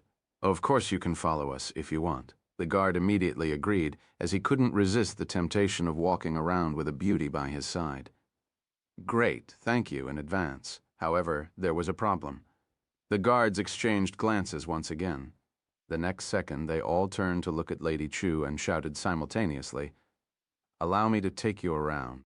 Indeed, the problem was who would be the one to take Lady Chu to find player Yuan. There were 4 of them, and it would make sense for only one of them to leave. While they tried to figure out that situation, at the competition, over 10 participants have gone into the field and left in less than half an hour, despite everyone getting 30 minutes. The reason was simple. Nobody there dared to shoot their second arrow after their first that alerted all of the rabbits. In their mind, it was better to gain 5 points and call it a day than gain 5 points and potentially lose even more, just like the first participant. Furthermore, nobody there was really able to focus with all the noise, as it was even giving them a headache.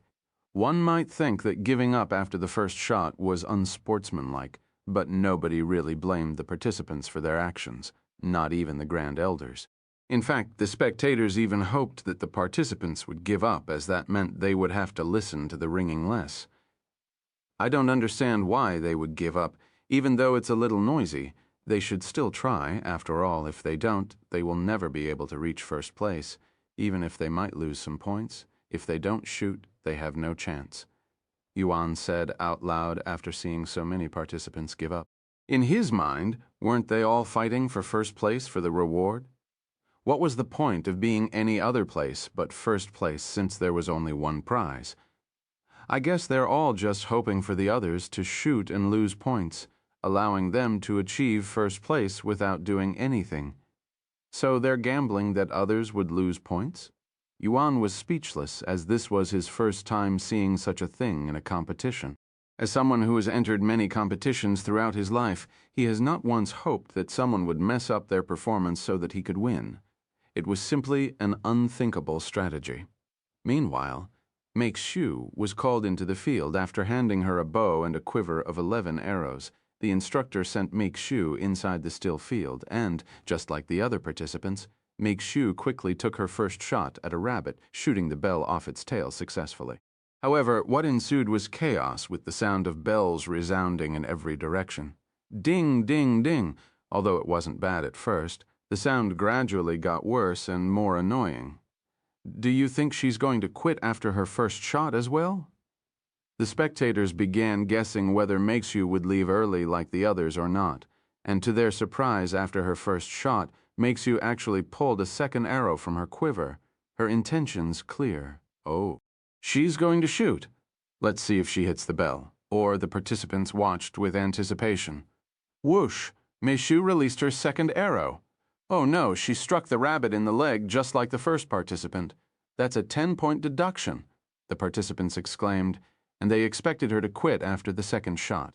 However, to their surprise, almost as though she didn't care about losing points, Make-Shu actually retrieved the third arrow from the quiver and aimed it at the rabbit that she'd just failed to hit.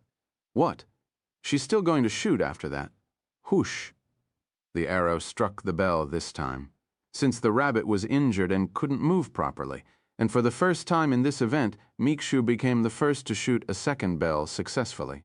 After hitting the bell, Make-Shu lowered her bell and turned to look at the instructor outside. "Take the injured rabbit out. I have plenty of time," she said in a calm voice. The instructor nodded and quickly retrieved the injured rabbit from the field. Once that was done, Make-Shu began looking for her next target. However, she wouldn't shoot another arrow for the next 10 minutes, and she would just silently stand there and watch the rabbits. She's taking her time analyzing the rabbits' movements, huh? What a smart girl. Senior Wang chuckled when she realized what Make-Shu was doing. These rabbits were trained to move in a specific manner, so if you learn their movements, you will hit them with ease. 20 minutes later, when Make-Shu only had 10 minutes left, she began moving for the first time, raising her bow and shooting it the next second with barely any pause. Whoosh! The arrow struck the rabbit closest to her, hitting the bell for her third bell. After that, Mikshu would go on to rapid-fire her bow, hitting bells upon bells with seemingly no effort, shocking the spectators and the other participants. Chapter 549, Brother Yuan, with a little more than 5 minutes left. Mikshu left the field after hitting every single bell off the rabbits, earning her a total of 40 points, and she instantly shot up to first place in the competition. The spectators exploded with cheering after they witnessed the spectacular display. Meanwhile, the other participants were left speechless. Half of them had given up after their first shot, and the other half that hasn't entered the field had planned on giving up. But after witnessing Meishu's display, they began feeling ashamed of themselves for giving up so easily. Therefore, the following participants to enter the field after Meishu would go on to shoot all of the arrows in her quiver, regardless if they'd hit a rabbit or not.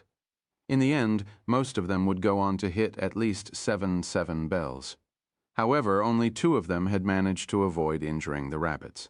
Once all of the participants went into the field, the instructor blew the whistle, signaling the end of the competition. At the end of the competition, the participants were gathered for the results. Congratulations to Disciple Xiaomi for achieving first place. You may speak with Grand Elder Hong afterward to discuss your reward. The instructor announced the winner of the competition. Although Michu had taken first place with her performance, it was only temporary, and she ended up in the second place with first place ahead by only 5 points. If Michu hadn't struck a rabbit that cost her 10 points, she would have won the competition. However, Michu was neither upset nor bitter since she never expected to win the competition, and she was satisfied with the experience she gained throughout the competition that she considered more of a training of sorts. Furthermore, getting second place was already well above her expectations. Good job getting second place, Yuan said to Michu after she returned. Thank you. I was told that you only recently learned how to use the bow. Is that true? Wang Ming asked her, as he still couldn't truly believe it. Yes, Michu confirmed, leaving him speechless. Regardless, that was an amazing performance. I would have never known that you were a beginner unless someone told me. Actually, you're already an expert, Senior Wang said. Ha ha ha, Miss Feng, even though you didn't win the competition, your boldness during the last event was very impressive. I even dare say that without your performance, the other participants wouldn't have dared to shoot more than 1 arrow, said Senior Hong, and he continued, Therefore, I am going to craft you a bow as well. Really? Meikshu was pleasantly surprised by Senior Hong's words. Yes. Consider this a gift from me for entertaining us. Senior Hong laughed. The other participants looked at Meikshu with envious gazes. If they didn't give up and had figured out the rabbit's movements earlier, they could have also gotten a bow from Senior Hong.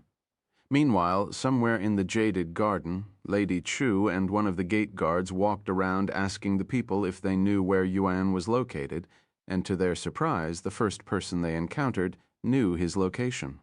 Player Yuan, he should be at the archery competition at the moment. Archery competition? Is he participating? Lady Chu asked. I don't know. Where's the competition held? The guard asked the man. Once they got the directions, Lady Chu and her butler began following the guard to that location. If you don't mind me asking, how long have you known Player Yuan? The guard asked Lady Chu as they walked. I have known him ever since we were young, she said with a gentle smile on her face that caused the guard to swallow nervously when he saw it. So you're childhood friends, huh? How envious. No, we're more than just childhood friends. You can even call us a family, she said. Eh? The guard raised his eyebrows, unable to comprehend the real meaning behind her words.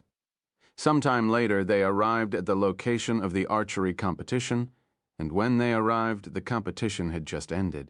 The moment they arrived, Lady Chu instantly noticed the tall figure wearing a black mask within the crowd, and she proceeded to stand there and silently stare at him with a dazed look on her face.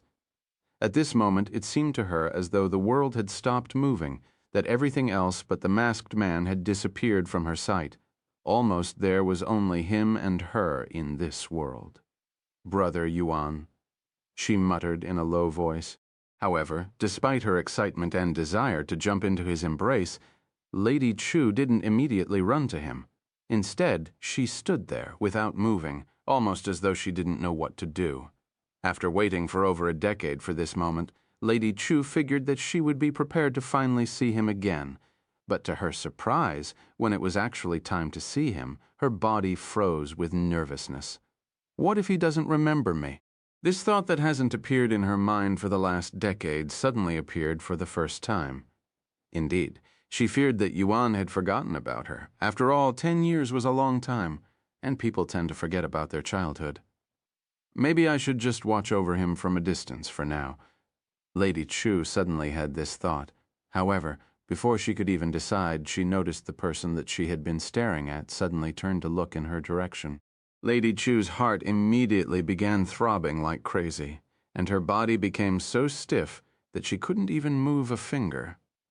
Fortunately for her, Yuan had only glanced in her direction because he felt that someone was staring at him from her direction. But his divine sense wasn't strong enough to see Lady Chu. So he turned back around a moment later. Lady Chu released a sigh of relief after seeing this, but then she became even more nervous a few seconds later. What should I do now? She wondered inwardly. Chapter 550. Do you remember me, Brother Yuan? Brother Yuan, you're so close to me, yet you feel so far away. Lady Chu continued to stare at Yuan's figure from a distance for many moments. The guard wondered when she was going to approach Yuan, but he noticed her expression and decided to simply wait for her to do something. The old man stared at Lady Chu with a profound gaze, as this is his first time seeing her acting this timid and nervous, looking like a lost little girl. "Young lady," the old man suddenly called out to her, and he asked, "Shall we go home?" "No." Lady Chu subconsciously responded. She then took a deep breath to calm herself down, but a single breath wasn't enough, so she took a few more deep breaths. Once she was ready, Lady Chu took her first step forward and slowly approached Yuan. The people there quickly noticed Lady Chu's presence due to her formidable aura that caused them to subconsciously turn and look at her, almost like their senses felt something threatening coming from her direction. When the Grand Elders saw Lady Chu, their eyes immediately widened with shock, but it was not because they recognized her. In fact, they didn't know her. Spirit Master," Senior Wang muttered in a low voice that was filled with disbelief. Indeed, Lady Chu was emitting the aura of a Spirit Master just like them, albeit a little weaker. However, despite that, it was incredibly shocking to them since Lady Chu only looked to be around 18 years old. "Who is that?" one of the Grand Elders asked as Lady Chu slowly approached them. "No idea, but to be a Spirit Master at such a young age, I thought it was only possible for someone like Taoist Yuan." With everybody there suddenly turning to look in the same direction, Yuan subconsciously turned his head and did the same. Once Lady Chu entered his divine senses range, Yuan was finally able to see the beautiful young lady that stunned everyone there. Who is that? She looked so familiar for some reason. Yuan didn't recognize Lady Chu at first, but he felt a sense of nostalgia when he saw her sparkling hazel eyes. However, he was still unable to recall where he'd seen her before. Lady Chu walked until she stood a few meters away from Yuan, and she proceeded to stand there in silence. "How may we help you?" Senior Wang asked, when Lady Chu didn't say anything for a while. Of course, Lady Chu didn't respond to her, as the only thing in her eyes and mind right now was the masked man that was only standing a couple of meters away from her. "Brother Yuan, I have finally fulfilled our promise," Lady Chu suddenly muttered in a low voice. Yuan's body shivered for some reason when this unknown lady called him Brother Yuan, and his sense of nostalgia grew more intense. "Do you remember me, Brother Yuan?" Lady Chu asked him in a slightly louder voice. Yuan stared at Lady Chu intensively for many moments before shaking his head. "I'm sorry, but I don't recognize you." "Have we met before?" Lady Chu closed her eyes and released a deep sigh. She then opened her eyes that flickered with resolve, and she spoke in a calm voice. "Well, I won't blame you for not recognizing me, since it has been over a decade since our last meeting, and we were only children back then." "Over a decade ago?" Yuan raised his eyebrows. Suddenly, the image of a little girl with brown hair and hazel eyes appeared in his mind, and she somewhat resembled this beautiful young lady. Yuan's body trembled when he suddenly had an idea of this young lady's identity, but before he could open his mouth to speak, Lady Chu retrieved a silver harmonica from her pocket and blew into it, creating a beautiful sound that was filled with harmony.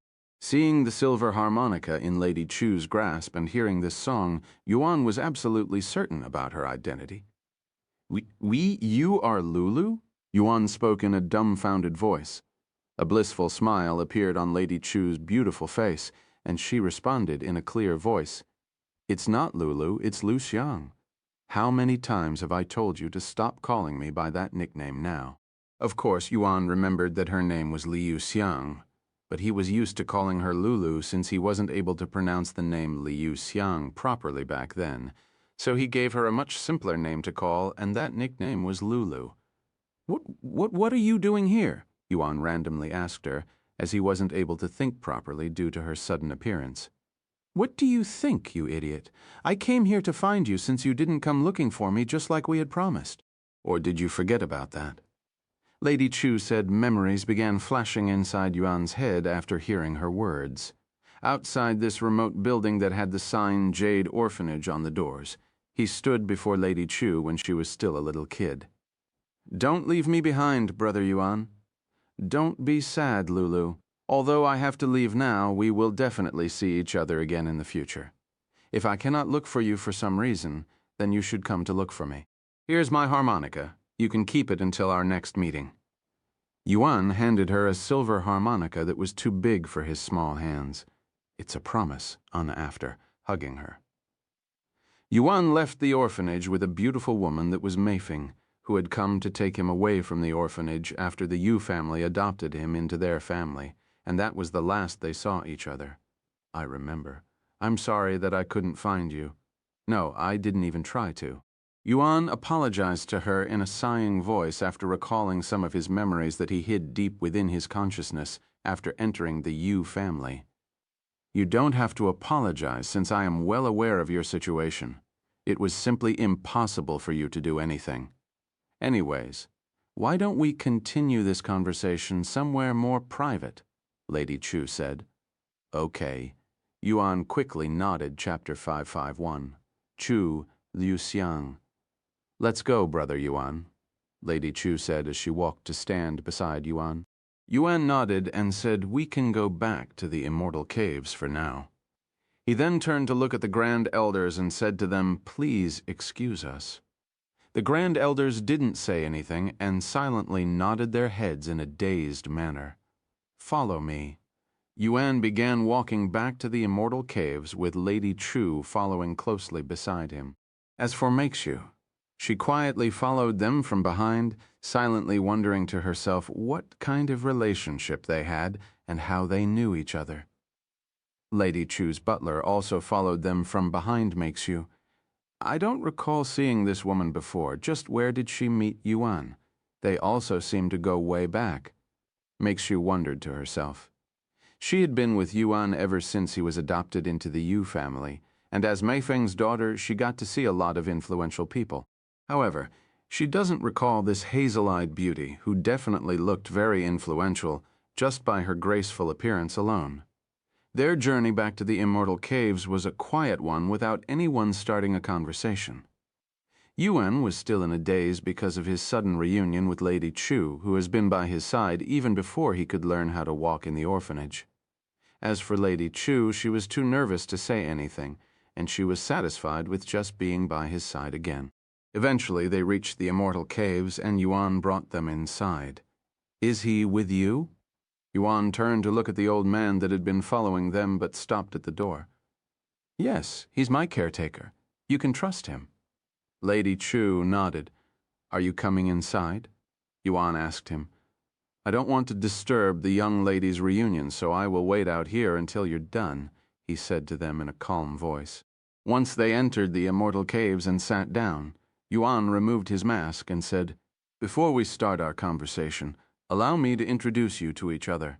Meixu, this is Liu Xiang, a very important friend of mine from the orphanage that I used to live at before I was adopted into the Yu family.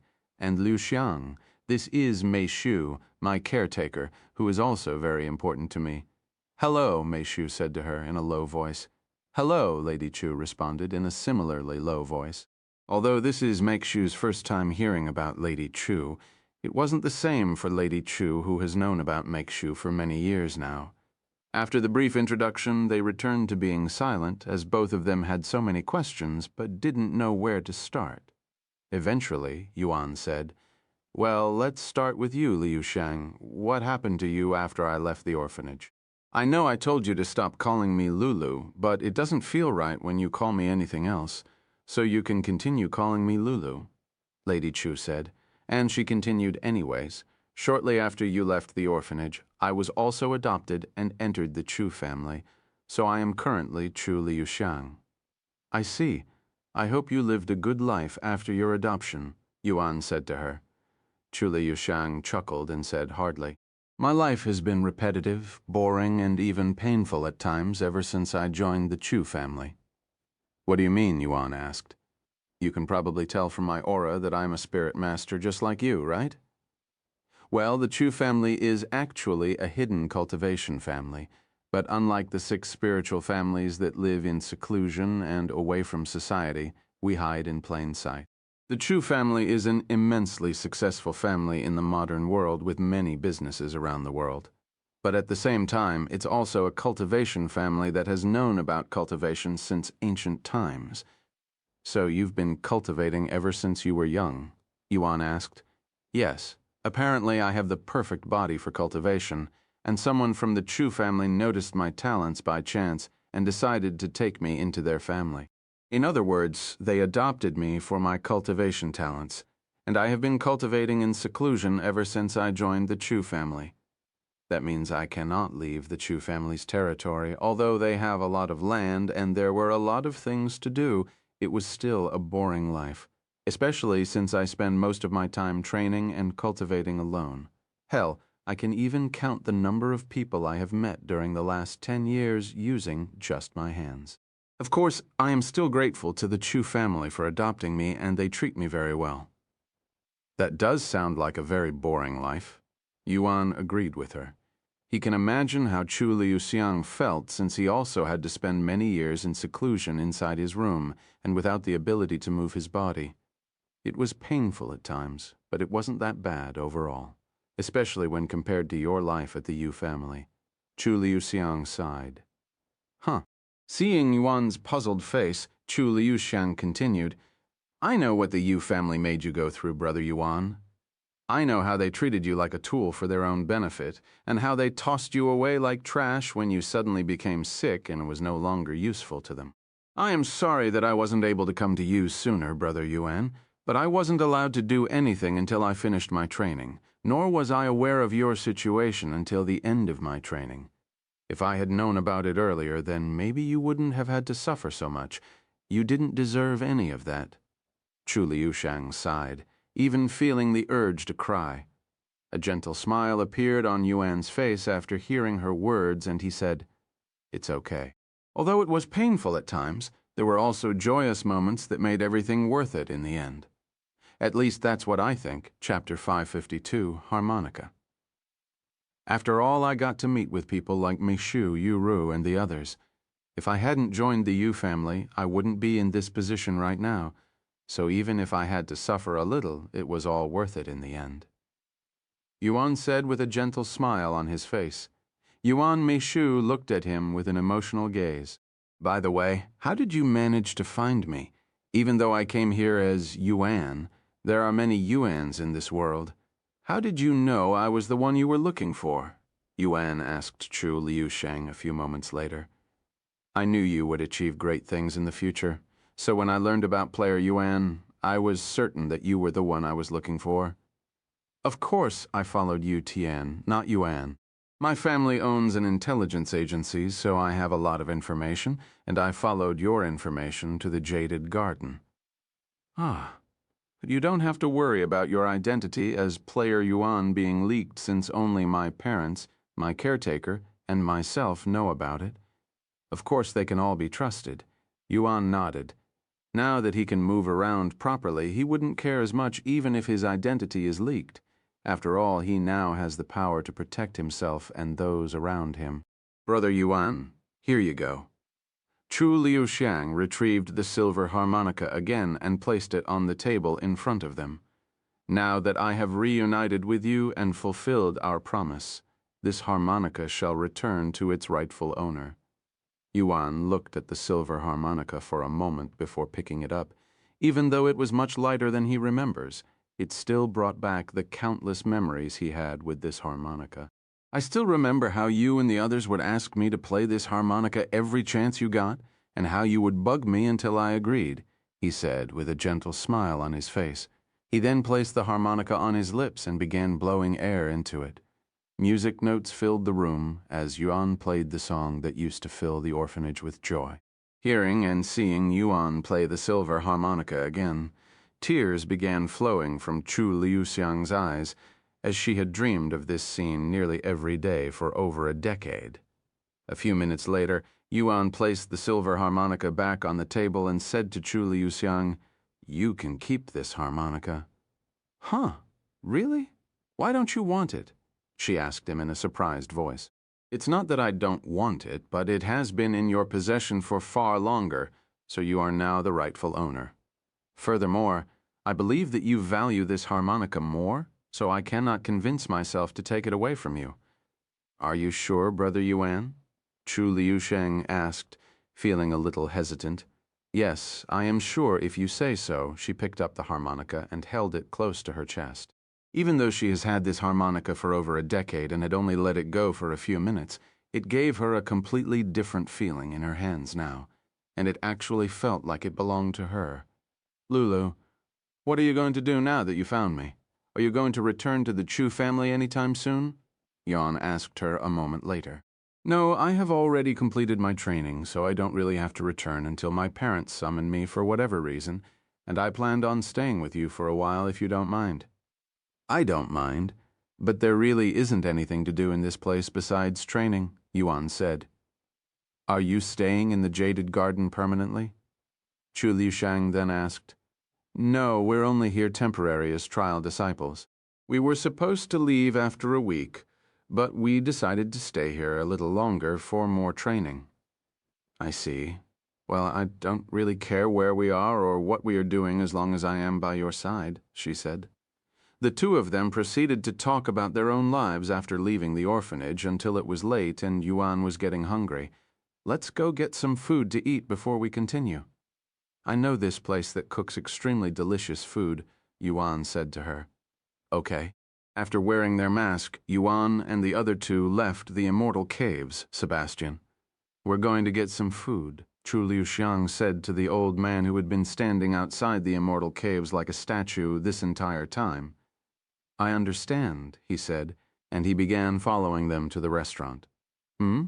Who is this young lady? Your girlfriend?" Chef San asked in a joking tone when he saw Chu Liuxiang with Yuan. "Hello, I'm Chu Liuxiang, a longtime friend of Yuan," she introduced herself. "I see. What would you like to eat today? Or would you prefer I cook something random like usual?" Chef San then asked. "Do you have any preferences, Lulu?" "We don't really care what we eat, since everything Chef San cooks is amazing," Yuan asked her. "I'm not a picky eater. I will have whatever they are eating," she said. "All right, give me some time." Chef San then went to the back to start cooking. While they waited, Chu Liuxiang went outside to play the harmonica for Yuan and the others. "You have gotten really good at playing the harmonica, Lulu."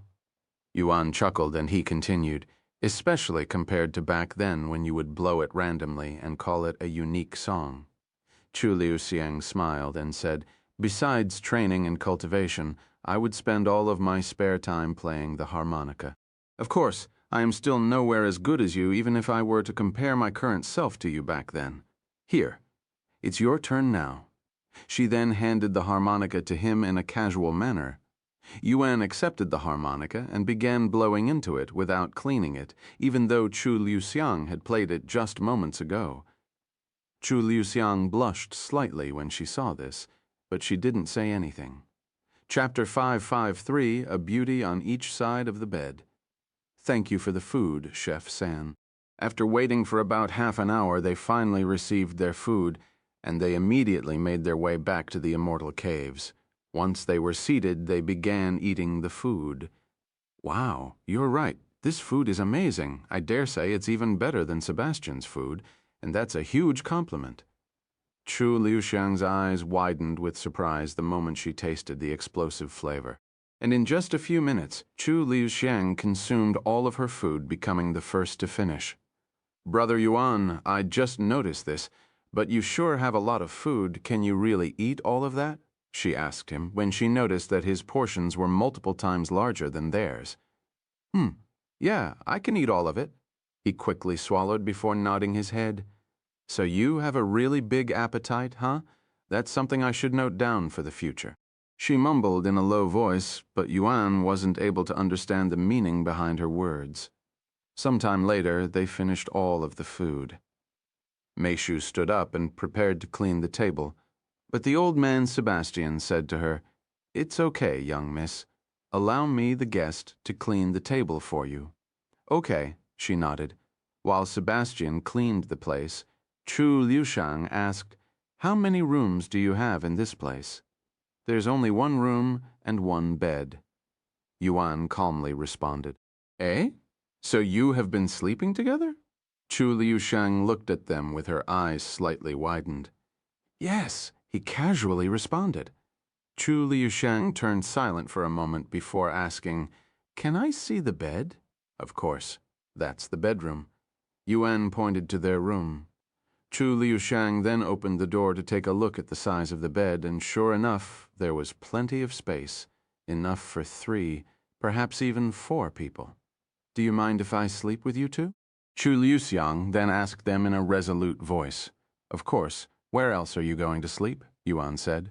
"Young Master Yuan, I will sleep out here in the living room on the couch," Sebastian said to him, since he has no intention of sharing a bed with 3 young people, and one of them was even his master, "as long as you're not sleeping on the floor." Yuan nodded. Sometime later, Chu Liuxiang said, "Brother Yuan, I'm going to wash myself. Where is the bathroom?" "That door right there. Do you have any extra clothes with you?" Yuan asked her after realizing that they didn't have any luggage with them. "Oh, right, now that you mention it, we left them inside the helicopter." Chu Liuxiang said, "I shall go and retrieve our luggage at this moment," Sebastian said. "Are you sure it's already really dark outside? This is also your first day here, so you might get lost," Yuan asked him. "If you want, I can lend you my pajamas for today, since I have an extra pair," Mikshu suddenly said. "If you don't mind." Chu Liuxiang calmly agreed after Mikshu handed her own pajamas and a towel to Chu Liuxiang. She whispered something in Chu Liuxiang's ears. "No, I don't need them. Thank you for asking." Chu Liuxiang shook her head before entering the bathroom and locking the door. About half an hour later, Chu Liuxiang returned outside while wearing Mikshu's pajamas that felt oddly fit, almost as though they belonged to her. "So we are equal when it comes to our body, huh?" Chu Liuxiang wondered inwardly. After Chu Liuxiang finished, Yuan went to clean himself next. Of course, Mikshu didn't follow him inside like she normally would, as there was no way that she'd do anything to Yuan with guests around. Mikshu went inside the bathroom after Yuan, and Sebastian was the last to enter. Once they were ready to sleep, Chu Liuxiang followed Yuan and Mikshu inside their bedroom while Sebastian slept on the couch. "Where do you want to sleep?" Yuan asked Chu Liuxiang, giving her the choice to pick. "Brother Yuan, you can sleep in the middle. I will just sleep beside you," she said. "Okay," he nodded. A few moments later, Yuan laid in the middle of the bed while sandwiched by 2 beauties, one on each side. If any human being that wasn't Yuan saw this scene, they would definitely vomit blood from envy. "Brother Yuan, do you remember how we would always share a bed in the orphanage?" she asked him. "Yes, because you were always afraid that something was hiding under your bed," he chuckled. I don't recall such a thing. You must have remembered it wrong." She quickly refuted with a slightly rosy face. The 2 of them proceeded to spend many minutes reminiscing their time together in the orphanage. Meishu had her eyes closed the entire time, seemingly asleep, but she was actually wide awake and silently listened to their conversation, as she was learning a lot about Yuan and his relationship with Chu Liuxiang. And the more she listened, the more obvious it was to her that they were definitely very intimate with each other. Meishu then recalled what her mother told her not long ago, that someone will take Yuan away from her if she's too slow, and this caused her heart to tremble. Sorry, Meishu. I got too caught up in our conversation and almost forgot that we're trying to sleep, Yuan suddenly said to her. However, Meishu didn't say anything and pretended to be asleep. Seeing that Meishu didn't respond, Yuan released a sigh of relief knowing that she managed to fall asleep despite their conversation. Let's lower our voices so that we don't wake her up, he said to Chu Liushang in a low voice, who was lying on the bed on her sides so that she could stare at Yuan's face. They then continued reminiscing about their past for pretty much the majority of the night. Chapter 554. Do you desire revenge, Brother Yuan? I have been wondering. Aren't you angry at the Yu family for what they have done to you? Don't you desire revenge? They treated you like an animal after all. If I speak with my family, they should be able to do something about the Yu family. Chu Liushang suddenly asked him after they finished reminiscing their past. Honestly, I have never really thought about it seriously. When you say revenge, what do you expect me to do? I do not like unnecessary violence, and even though they have done some horrible things that deserve some sort of punishment, I don't think violence is the right answer. I know, Brother Yuan, that you're not the violent type. However, there are other methods to cause pain to the Yu family without actually hurting them. For example, you can ruin their company, or you can destroy their family by tearing them apart. How is that any different? They all sound pretty violent. Yuan sighed. The most obvious difference is that you won't need to physically hurt them since you will be doing it mentally. You can simply start up your own company and grow to become an even more successful business than the Yu family. That will definitely make them regret throwing you away. Or you can reveal yourself as Player Yuan, instantly gaining worldwide fame. This will make the Yu family regret ever treating you wrongly, and they will be kicking themselves for the rest of their life, knowing that they'd tossed away the one and only Player Yuan. Yuan turned silent to ponder. Can these methods really help him take revenge against the Yu family for mistreating him and many other things? However, it does sound better than getting violent with the Yu family. Brother Yuan, if you want, I can help you. Let's make the Yu family regret treating you the way they did, Chu Liushang said to him with a resolute look in her gaze. Yuan sighed and said, As much as I want to make the Yu family suffer for what they have done, I cannot bear to hurt Yu Ru, who is also part of the Yu family, and I am afraid that hurting her family will also hurt her. I don't think Yu Ru will be affected, since she has already left the family. While she has the Yu family surname, it doesn't mean that she will follow in their footstep. If you're really that worried, you can simply take Yu Ru into your faction, my faction. Yuan mumbled in a low voice. I don't have a faction. Then you should start one. At least, I think you should start one. You have the capabilities and the resources to create one of the strongest factions in the world. If you create a faction, I will also join you, and with 2 spirit masters, I don't think we will have any competitions for a long time, long enough to reach the peak and solidify our foundations. Yuan turned silent to ponder. As he has never really thought about starting his own faction, since that was akin to starting up his own sect in the cultivation world, does he have what it takes to manage a faction? What if things don't work out? And what if it brings more trouble than good? Wouldn't it be easier if we all just joined an existing faction that already has its own foundation? Take the spiritual elites, for example. I think they're a trustworthy bunch. Chu Liuxiang shook her head on the pillow and said, I don't know much about the spiritual elites or the 6 spiritual families operates, and I believe you when you say that they are trustworthy, but I still think that it would be for the best if you created your own faction. This way, you don't have to worry about any restrictions in the future, and you can do everything at your own pace. If you join another faction, you will never fully be able to spread your wings. At least that's what I believe.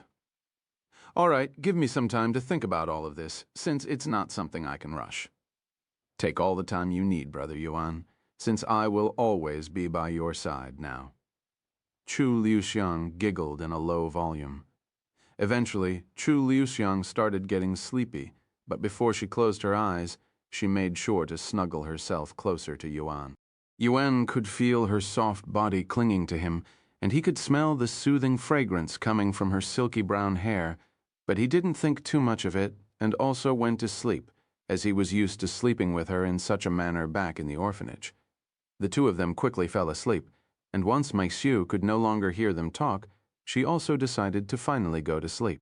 The following morning, Yuan woke up with a somewhat heavy feeling on his body, and it felt like something was restricting his body. His heart immediately began beating nervously, since his initial thought was that his body had suddenly returned to being crippled. However, he quickly realized that was not the case, and the reason for this heavy feeling was Chu Liuxiang, who had somehow managed to climb on top of his body, and she still appeared to be asleep. A relieved smile appeared on Yuan's face when he recalls how Chu Liuxiang has bad sleeping habits and would always toss around in bed. How am I supposed to get out of this without waking her up? Yuan sighed inwardly. Chu Liuxiang was not only lying on top of his body, but she was also hugging his body like a koala hugging a tree. Then Yuan noticed something soft pressing against his chest, and he realized that it was caused by Chu Liuxiang's breasts. However, they felt softer than when he accidentally touched Mei Feng's breasts, who was wearing her undergarments at that time. Indeed, Chu Liuxiang wasn't wearing any undergarments as of this moment since she didn't have her luggage, and she would rather not wear anything than reusing her old ones, but it was not as though she wasn't offered some by Meixiu. But for some reason, Chu Liuxiang refused Meixiu's offer and decided to sleep without any undergarments. Yuan eventually got Chu Liuxiang off his body, and to his surprise, it didn't wake her up. Oh, right. She's also quite the heavy sleeper. Yuan then recalled this detail. He left the bedroom shortly after, and he noticed that Sebastian was already awake and sitting on the floor in the lotus position, seemingly cultivating. Yuan decided to not bother him and approach the bathroom, but before he could walk 2 steps, Sebastian opened his eyes and turned to look at Yuan. "Young Master Yuan, if you don't mind, can you spare me some of your time?" "After you come out of the bathroom, of course." "Sure." He casually nodded, thinking that this probably had something to do with Chu Liuxiang. After washing his face and brushing his teeth, Yuan came back outside and Sebastian was already standing at the door. "Let's talk outside, shall we?" Yuan nodded and followed him outside after changing out of his pajamas and wearing his mask. Chapter 555, You Are the Problem. Once they were outside, Sebastian tilted his head to look at the clear blue sky for a silent minute before turning to look at Yuan. Sensing Yuan's nervousness, Sebastian showed a friendly smile and said, "There's no need to be so tense. I just wanted to thank you." "Thank me? For what?" Yuan raised his eyebrows. "For accepting the young lady despite being separated for so long. I don't know how much she told you about the Chu family, but she lived a very reclusive and boring life there with barely any interactions. Besides her family, myself, and a few other instructors, the young lady doesn't have any friends, so she was always bored, and she would always complain to me. Of course, there isn't anything I could do for her except listen to her complaints. This is my first time seeing the young lady so excited and blissful, and I'm thanking you for that." "You don't have to thank me for that. I have known Lulu ever since the orphanage, and we were the closest thing to a family back then. No matter how much time has passed, I will always value her as such," Yuan said to him. Sebastian nodded, and then he asked, "Do you have any plans for the future?" "That's a very vague question. I kept it vague on purpose, since I don't know anything about you besides the fact that you're player Yuan and that you're the young lady's childhood friend. What do you see yourself doing in the future? Are you going to continue living like this, doing whatever you please? Or do you intend on doing something big, like standing at the top of the world? Maybe you will even start a family and settle down somewhere in the world. I can't tell you anything since I don't know what I want to do myself. I have only recently regained my ability to move, so, not long ago, I didn't even have the luxury of deciding what I want to do, since there's literally nothing I can do in that state." "Fair enough." Sebastian nodded. Then allow me to ask you this. Where do you see yourself with the young lady in the future? With Lulu? I hope we can continue being close to each other, I guess, but that will also depend on what she wants to do with her life. Sebastian remained silent for a moment before speaking. You see, the young lady is a very important individual within the Chu family, and being one of the most powerful families in the world, the young lady will definitely become a grand figure in the world. The masters, her parents haven't decided on what they want to do with her after she finished her training, hence why they allowed her to do as she pleases for now. However, once they have come to a conclusion, they will ask her to return to the family. Maybe they will make her take over the family, or maybe they will send her to another family through marriage. We won't know until that day comes. However, regardless of what her parents want the young lady to do, there will be a problem, and that problem is you, young Master Yuan. Huh? Why would I be a problem? Yuan asked, as he was truly puzzled. You're too important to the young lady. I dare even say that you're more important to the young lady than the Chu family is to her. So if she has to pick between you or the family, she will most definitely pick you. That is what I believe after seeing you two together for less than a day. Sebastian's words confused Yuan even further. Why does she have to pick between me and her family? As I'd said, the young lady's freedom is only temporary. Once she has to return to the family, she will most likely lose that freedom again and return to being alone or live with another family, which means that she will no longer be able to see you again, and the young lady won't accept that, so she might decide to leave the family, which will cause many problems. Yuan was speechless. Why must a family become more complicated the more powerful they become? Why would they take away Chu Liuxiang's freedom? Why won't she be able to see him again? He cannot see how this would benefit anyone. Sebastian then continued, Therefore, you must make a decision. If you want to stay with the young lady, then you should prepare yourself for the future and become more influential, so that you can affect even the Chu family. You may be a little famous right now, but it's not nearly enough to truly affect the world and those that stand at the top. However, if you don't intend on doing that, then I suggest you separate from the young lady as soon as possible so that neither of you gets hurt, especially since the longer you're together, the more difficult it will be for you two when you have to separate. You must also understand that I am not threatening you right now, young Master Yuan. In fact, I am on the young lady's side as I have been ever since I was assigned to take care of her. I just want you to be aware of the young lady's situation, and I don't want her to experience any grievances. I have been with the Chu family for nearly my entire life, so I know how they operate very well, although there is no doubt that they care deeply for the young lady.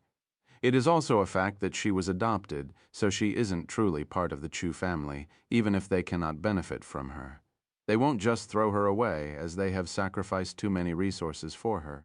After a moment of silence, Yuan said, I don't know what to say or think of this information. Don't worry. You have plenty of time to think and come to a conclusion, but don't take too long since the Chu family is sometimes very unpredictable. Anyways, it was nice talking with you, young Master Yuan. If you have any questions, I will always be available, Sebastian said to him. Chapter 556, Chu Liuxiang's Ambitions. Shortly after Yuan and Sebastian left the immortal caves to talk, Michu woke up from her sleep to find Chu Liuxiang sleeping in a weird position and Yuan gone. She didn't think too much of it and went outside, but neither Yuan nor Sebastian was around. She wondered where they went as she entered the bathroom to clean her face. And as Michu left the bathroom, Chu Liuxiang was coming out of the bedroom with a sleepy expression on her face. Where's Brother Yuan? Chu Liuxiang asked. I don't know. He was gone by the time I woke up. Is that so? Chu Liuxiang then entered the bathroom to clean her face. Once she came out of the bathroom, she saw Michu sitting at the table alone, and after pondering for a second, she decided to sit with her. Michu quickly noticed Chu Liuxiang staring at her, mostly because Chu Liuxiang didn't try to hide the fact. Is there something on my face? Michu asked her. No, I was just thinking that you're very pretty. To her surprise, Chu Liuxiang actually praised her appearance. Thank you, Michu felt a little awkward after hearing Chu Liuxiang's praises. Hey, I have a question. What do you think of Brother Yuan? Chu Liuxiang suddenly asked her, What do you mean? Mei Shu raised her eyebrows slightly. I'm asking what you think of Brother Yuan as a man. Are you interested in him? Or are you already in love with him? I have watched you for an entire day, but I cannot figure it out. Surely you must have some feelings for him since you have been living with him for so long. And Brother Yuan is a very charming man in his own way. Chu Liushang blatantly asked Mi Shu if she loved Yuan, and sure enough, Mi Shu was left speechless by such a question. But before she could even respond, Chu Liushang continued, Actually, you don't have to tell me since it won't really change my decision. Your decision? Mi Shu asked out of curiosity. My decision to stay with Brother Yuan for the rest of my life as his wife. I wasn't sure about my feelings at first, but after seeing him again, I am certain that I love him, so I want to be with him, even if I have to leave the Chu family. Mishu's eyes' visibility widened after hearing Chu Liuxiang's declaration of love for Yuan, but she was more surprised that Chu Liuxiang had the courage to say such words out loud than the words themselves. After all, anyone could tell that Chu Liuxiang had intimate feelings for Yuan just by how she acted when around him. Seeing Mi Shu's reaction, Chu Liuxiang smiled and said, Don't worry, it's not like I'm declaring war or anything like that by telling you that I love Brother Yuan. I just wanted to clear your doubts since you seem to question my feelings for him. Mi Shu opened her mouth, but no words came out as she wasn't sure how she should respond to Chu Liuxiang's words. Obviously, she had some feelings for Yuan, but she wasn't as bold as Chu Liuxiang to announce that out loud. I want 2 children with Brother Yuan, no matter if they are a boy or a girl. That is my dream, or should I say dreams, and I hope to achieve one of these dreams before I have to return to my family. Mi Shu's jaw dropped a little after hearing her words. Does Chu Liuxiang plan on getting pregnant before she returns to the Chu family?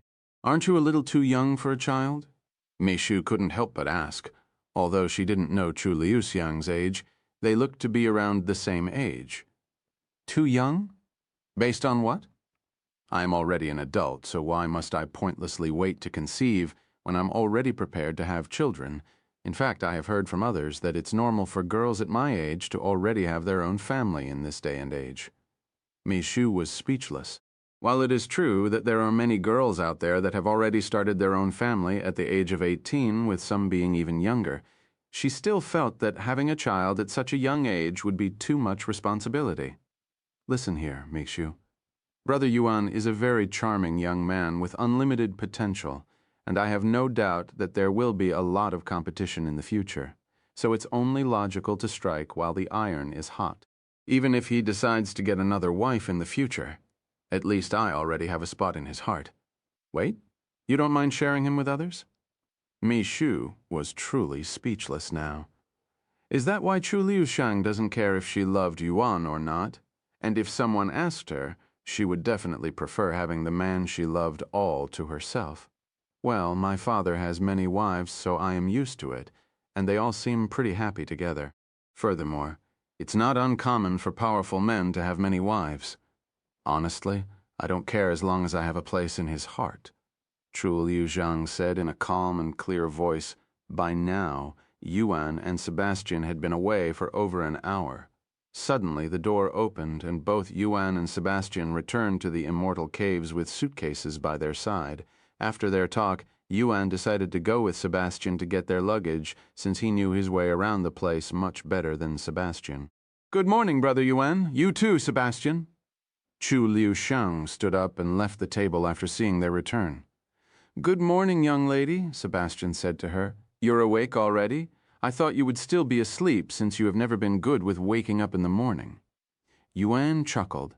That was years ago, she quickly said.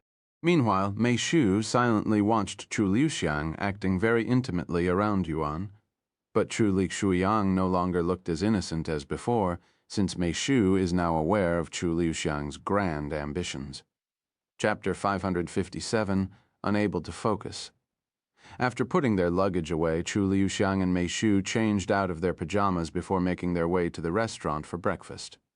Once breakfast was done, Chu Liuxiang asked, "Brother Yuan, what are you going to do today?" "I'm going to practice with my sword at the training building. Honestly, that's pretty much all we do here." "I'm sorry if it's a little boring," he said. "It's fine. I don't mind it." After they rested a little after breakfast, they began making their way to the training building. "I will see you later," Mishu said to Yuan before making her way to the 4th floor. Meanwhile, Yuan entered the gymnasium on the 1st floor and did some warm-up with the sword. "Can I see that sword?" Chu Liuxiang asked him. Yuan handed the wooden sword to her. "Oh, it's much heavier than it looks." "There's metal in the center, so it feels like a real sword." Chu Liuxiang began swinging the sword around effortlessly, but her technique wasn't the best. In fact, one could even call them choppy and amateurish, and anyone watching could tell that she was a complete beginner with the sword. "What kind of training do you do?" Yuan asked her out of curiosity. "Mostly how to control my spiritual energy like this." Chu Liuxiang held the sword in front of her for a moment before letting the handle go. However, to Yuan's surprise, the sword didn't fall to the ground and hovered in the air. "This is qi manipulation?" Yuan could tell that Chu Liuxiang was controlling the sword with her spiritual energy so that it wouldn't fall, and this technique greatly resembled qi manipulation that can only be used by spirit grandmasters in Cultivation Online. Qi manipulation. It's a technique from my family, but they call it spiritual control. Chu Liuxiang said, "Does that mean you also know how to fly?" Yuan couldn't help but ask. "Fly, that's impossible," she said. "Really?" "In Cultivation Online, if you know qi manipulation, then you can control the spiritual energy around your body, allowing you to fly." I'm not sure, but I cannot control the spiritual energy around me. Only my own spiritual energy. I can use it to move things from a distance, and it can even deal significant damage. But that's pretty much all it can do." "Flying is out of the question," she said. "Then it's not qi manipulation," Yuan mumbled to himself. Of course, there's also the chance that it's actually qi manipulation, but Chu Liuxiang hasn't reached that level yet. "Brother Yuan, you're quite strong, right? Do you want to experience for yourself the technique's might? Don't worry, I will hold back." "Sure." Yuan eagerly nodded. He then stood a few meters away from Chu Liuxiang like she'd instructed him before putting the sword in front of him in a defensive position. "Are you ready?" Chu Liuxiang asked him. "I am." Hearing such words, Chu Liuxiang took a deep breath and gathered the spiritual energy in her body at her fists. Once she was ready, she threw a punch at Yuan, but her fist was nowhere near touching Yuan, as they were still a few meters away from each other. However, Yuan could feel something powerful and heavy slamming into his sword the next second, pushing him back many inches, nearly knocking him off his feet. "Wow. And that was holding back?" Yuan asked her afterward. "Yes, I can destroy a boulder the size of a car if I used all of my strength, enough to kill someone," she said. "Heavens, that's a terrifying technique," Yuan muttered in a dazed voice. "It's very powerful, but it also consumes a lot of my spiritual energy, so I can only use it a couple of times before I exhaust my energy," she said. A few minutes later, Wang Ming entered the gymnasium, and the first thing he did was look for Yuan's figure. Once he found Yuan, who was speaking with Chu Liuxiang, he approached them. "Hey, Yuan, you ready for another spar today?" Wang Ming asked him. "Yes," Yuan nodded. Wang Ming then glanced at Chu Liuxiang for a moment, almost like he had something to say, but he didn't say anything to her in the end and returned his focus on Yuan. The two of them began their spar shortly after, and Chu Liuxiang would watch them fight each other a few meters away. Meanwhile, on the 4th floor, Shu was warming up at the still targets. "Are you okay, Feng?" The instructor approached her and asked her in a concerned voice, "You haven't hit the red a single time after shooting a dozen arrows, and you even missed a couple of shots. Even if you're just warming up, this isn't like you. If you're not feeling well, you should take the day off, maybe even get checked by a doctor." "I'm fine, instructor. My mind is just occupied by a few things and can't really focus. That's all," Shu said, as she would keep thinking about her conversation with Chu Liuxiang this morning. If you cannot focus, you should put the bow down and meditate until you can clear your mind, the instructor advised her. I shall do that then. Thank you. Mikshu placed her bow down and began meditating near the wall so that she doesn't obstruct the others. However, when she closed her eyes and tried to clear her mind, Chu Liuxiang's words would continue to resound inside her head. What do you think of Brother Yuan? I love Brother Yuan, and I wish to stay with him forever as his wife. I want 2 children with Brother Yuan, one of them before I have to return to the family. There will be many competitors in the future. I love Brother Yuan. I really love him. Why did you have to show up now? Mishu sighed in a low voice when she couldn't get rid of Chu Liuxiang's voice inside her head. Chapter 558, Senior Hong. After spending an hour trying to clear her head, Mishu finally managed to calm down, and she went to practice the bow to take her mind off everything else. At the end of the day, the instructor approached Mishu and said to her, Senior Hong said to give him a visit whenever you're ready for the bow. Oh, and he also wants you to bring along Player Yuan if he's not busy. I will ask him later, Meikshu nodded. Sometime later, Meikshu returned to the first floor, where Yuan and Wang Ming had just finished their training for the day. Yuan, Senior Hong said that he'd like to see us. Meikshu approached them. Is this about your bow? Yuan asked. Yes. All right. Let's give him a visit after we tidy up our appearances. See you tomorrow. Wang Ming said to Yuan before they left the training building and returned to the Immortal Caves to take a quick shower. Once they were prepared, Mishu and Yuan went to the Hong family's living quarters with Chu Liuxiang and Sebastian following them. However, they had to ask for directions, since they have never been to the place before. After asking a few people, they finally arrived at the Hong family's main living quarters, and there appeared to be smoke coming from the back of the massive building. Welcome to the Hong family. Esteemed guests, Master Hong is currently in the crafting hall. Allow me to bring you there. The guard there greeted them. They then followed the guard to the back of the area where the smoke was coming from. Once they arrived and entered the building, they could see a half-naked old man with the upper part of his body that was very jacked and refined, completely naked and soaked in sweat. It was Senior Hong, and he was hammering away at the anvil. Ding, ding, ding. Every time he struck the hot iron on the anvil, the others would feel their hearts pop out of their chest a little. Oh, welcome. Senior Hong stopped whatever he was doing when he noticed Yuan and the others. It's okay. We can wait until you're finished, Yuan said to him. Senior Hong laughed and said, Don't worry, I was just exercising. It's not like I was actually making anything. Exercising? Yuan raised his eyebrows. Anyways, give me a few minutes. As you can see, I am covered in sweat. Senior Hong then walked outside the building and into this small building that was literally a few steps away from the crafting building. After Senior Hong disappeared inside this small building, they could hear water splashing a couple of times before stopping. A few minutes later, Senior Hong left the small building with a fresh appearance. Follow me.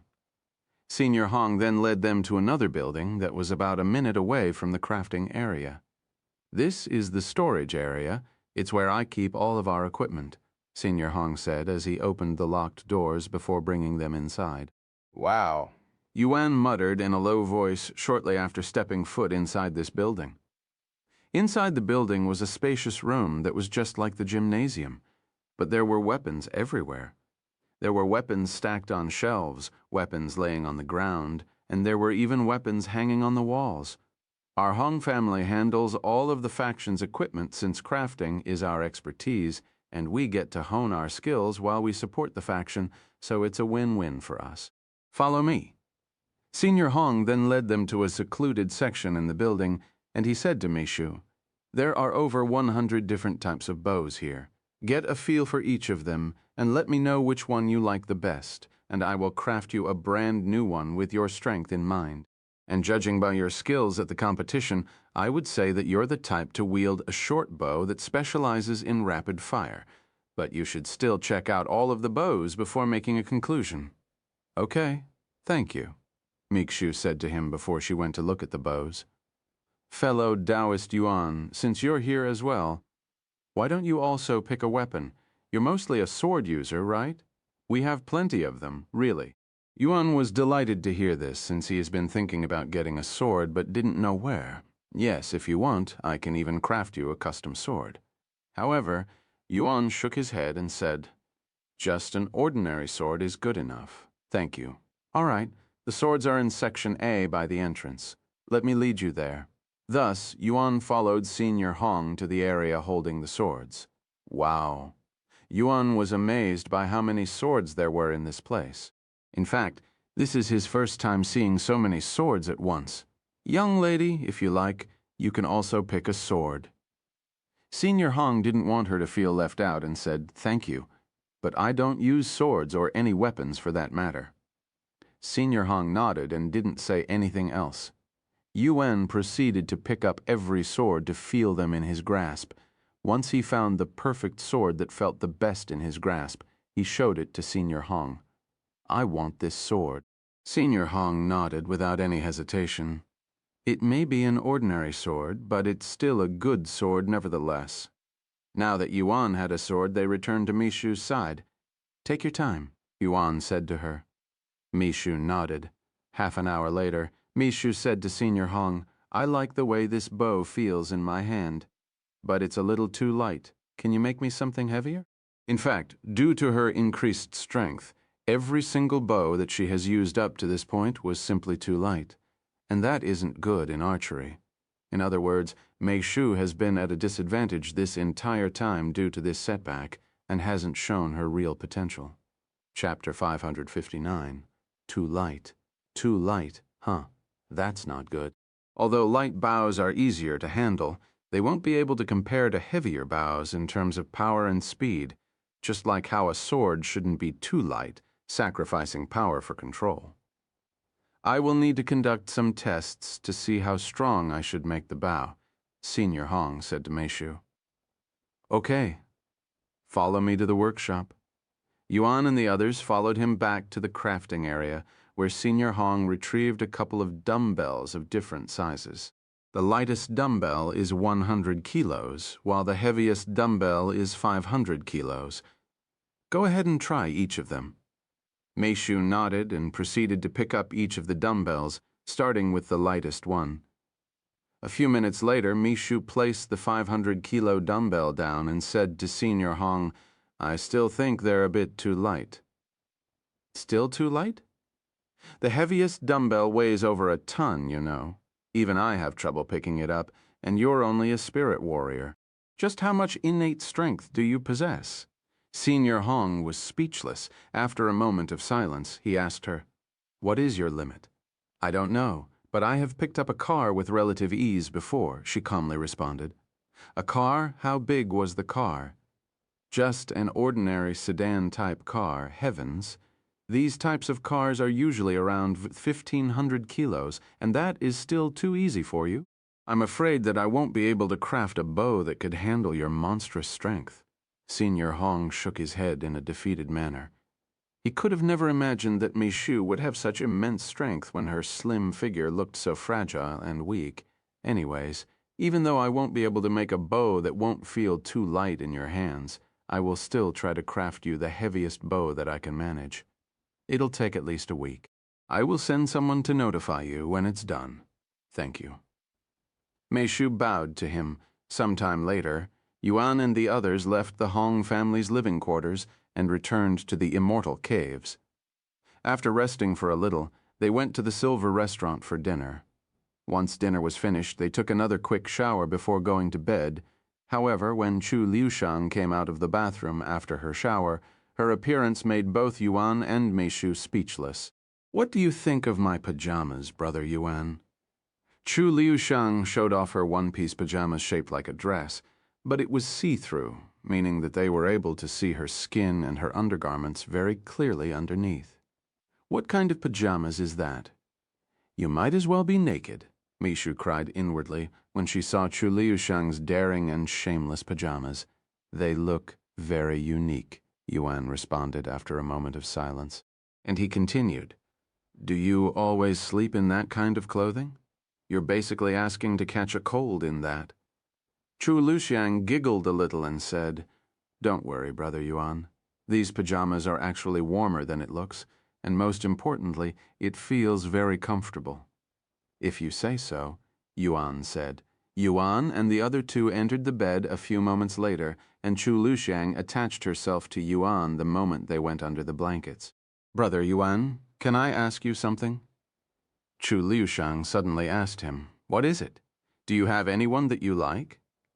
Meishu's eyebrows twitched uncontrollably after hearing Chu Liushang's question, and to their surprise, Yuan quickly responded in a calm voice, Of course. I have a lot of people that I like, and you're one of them, he continued in an innocent tone. That's not what I mean, you silly. I'm asking if you fancy any girls to the point where you want to spend the rest of your life with them. Well, I wouldn't mind spending the rest of my life with you or Meishu. Does that count? Yuan asked. Chu Lixiang chuckled and said, I guess that's good enough for now, and she continued, One last thing, Brother Yuan. Can you do that to me like you used to before we slept? That Yuan had to think for a moment before he realized what she was talking about. All right. Yuan then turned his body until he was facing Chu Liuxiang. The next moment, he gave her a gentle kiss on the forehead. Are you happy now? Very. Chu Liuxiang said before, also giving him a kiss on the forehead. Meishu looked at Yuan's back with her eyes wide open. Since Yuan was facing the other way, Meishu wasn't able to see what they were doing, but she definitely heard them kissing each other, and this made her heart feel like it was being squeezed. Yuan and Chu Liuxiang went to sleep shortly after, but Meishu remained unable to sleep. Eventually, she gave up trying to sleep and spent the rest of the night cultivating inside the room, since she didn't want to leave the two of them alone in the room for some reason. However, she would quickly realize that it was impossible to focus when her heart was beating so nervously. Ha ha! Meishu released a deep sigh.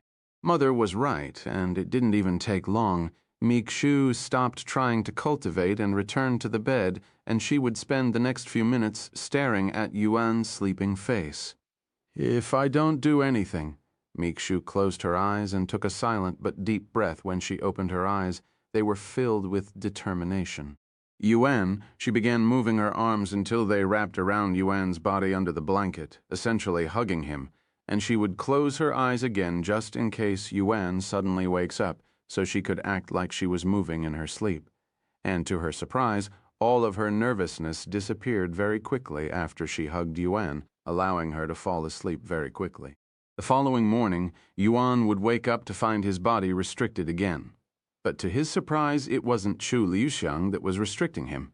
Instead, it was Meishu who was clinging to his body, and with her immense strength, it was pretty much impossible for Yuan to break free without doing so very forcefully, so he could only wait until Meishu wakes up. Chapter 560, Polearms. An hour has passed since Yuan woke up from his sleep, but he hasn't been able to move, much less go anywhere because of Meishu, who was hugging his body with incredible strength. Fortunately, Yuan only had to wait a few more minutes before Meishu woke up and realized the situation. I'm sorry. Meishu quickly jumped out of the bed when she realized that she had been hugging him while in her sleep. It's okay, Yuan said in a calm voice. How long have you been awake? Meishu couldn't help but ask him. I don't know, but I've been awake for a bit now, he responded. Why? Why didn't you wake me up if that was the case? You were sleeping very peacefully, and I couldn't tell myself to wake you up in that state. Meishu blushed after hearing his words. Does this mean he has been watching my sleeping face this entire time? She wondered inwardly. Anyways, now that you're awake, I can finally use the bathroom, Yuan said as he got off the bed and went to the bathroom. Not bad.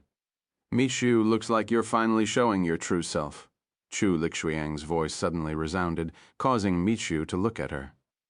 Chu Liuxiang, it's not like that, Meishu refuted in a low voice. Who are you trying to fool? As someone who is deeply in love with Brother Yuan, I can tell when another girl is also in love with him. You're not benefiting anybody by lying to yourself. Meishu remained silent for a moment before releasing a deep sigh. You're right. I love him. Meishu said as she looked at Chu Liuxiang with a confronting gaze. Chu Liuxiang smiled and said, I know. The two of them proceeded to silently stare at each other without blinking, like they were in a staring contest. After a long moment of silence, Chu Liuxiang broke the silence and said, "I wish you the best of luck." She then left the bed and made her way outside the bedroom. "I really don't understand her at all." Meixiu shook her head afterward. Sometime later, once they all washed their faces, they made their way to the Silver Restaurant for breakfast. After their breakfast, they went to the training building for another day of training. "Hey, Yuan." Wang Ming approached Yuan with a sword in his hands. "Sorry, but I won't be able to spar with you today," Yuan said to him. "Eh? Why not?" "I already have enough experience with the sword, and I want to practice with the other weapons while I'm still here, so I will be going to the other floors today. I'm only here to let you know." "I see. That's fine. I should probably take a few days off too." Wang Ming nodded. "Well, let me know when you feel like sparring again." "Okay." Yuan left the first floor shortly after and went to the third floor, since the second floor is also meant for swords. Inside the gymnasium on the third floor, Yuan could see many disciples swinging and twirling their spears around like they were performing for a show. It was completely different from training with a sword. Instructor, isn't that player Yuan?" One of the disciples there notified the instructor when he noticed the masked man standing at the door.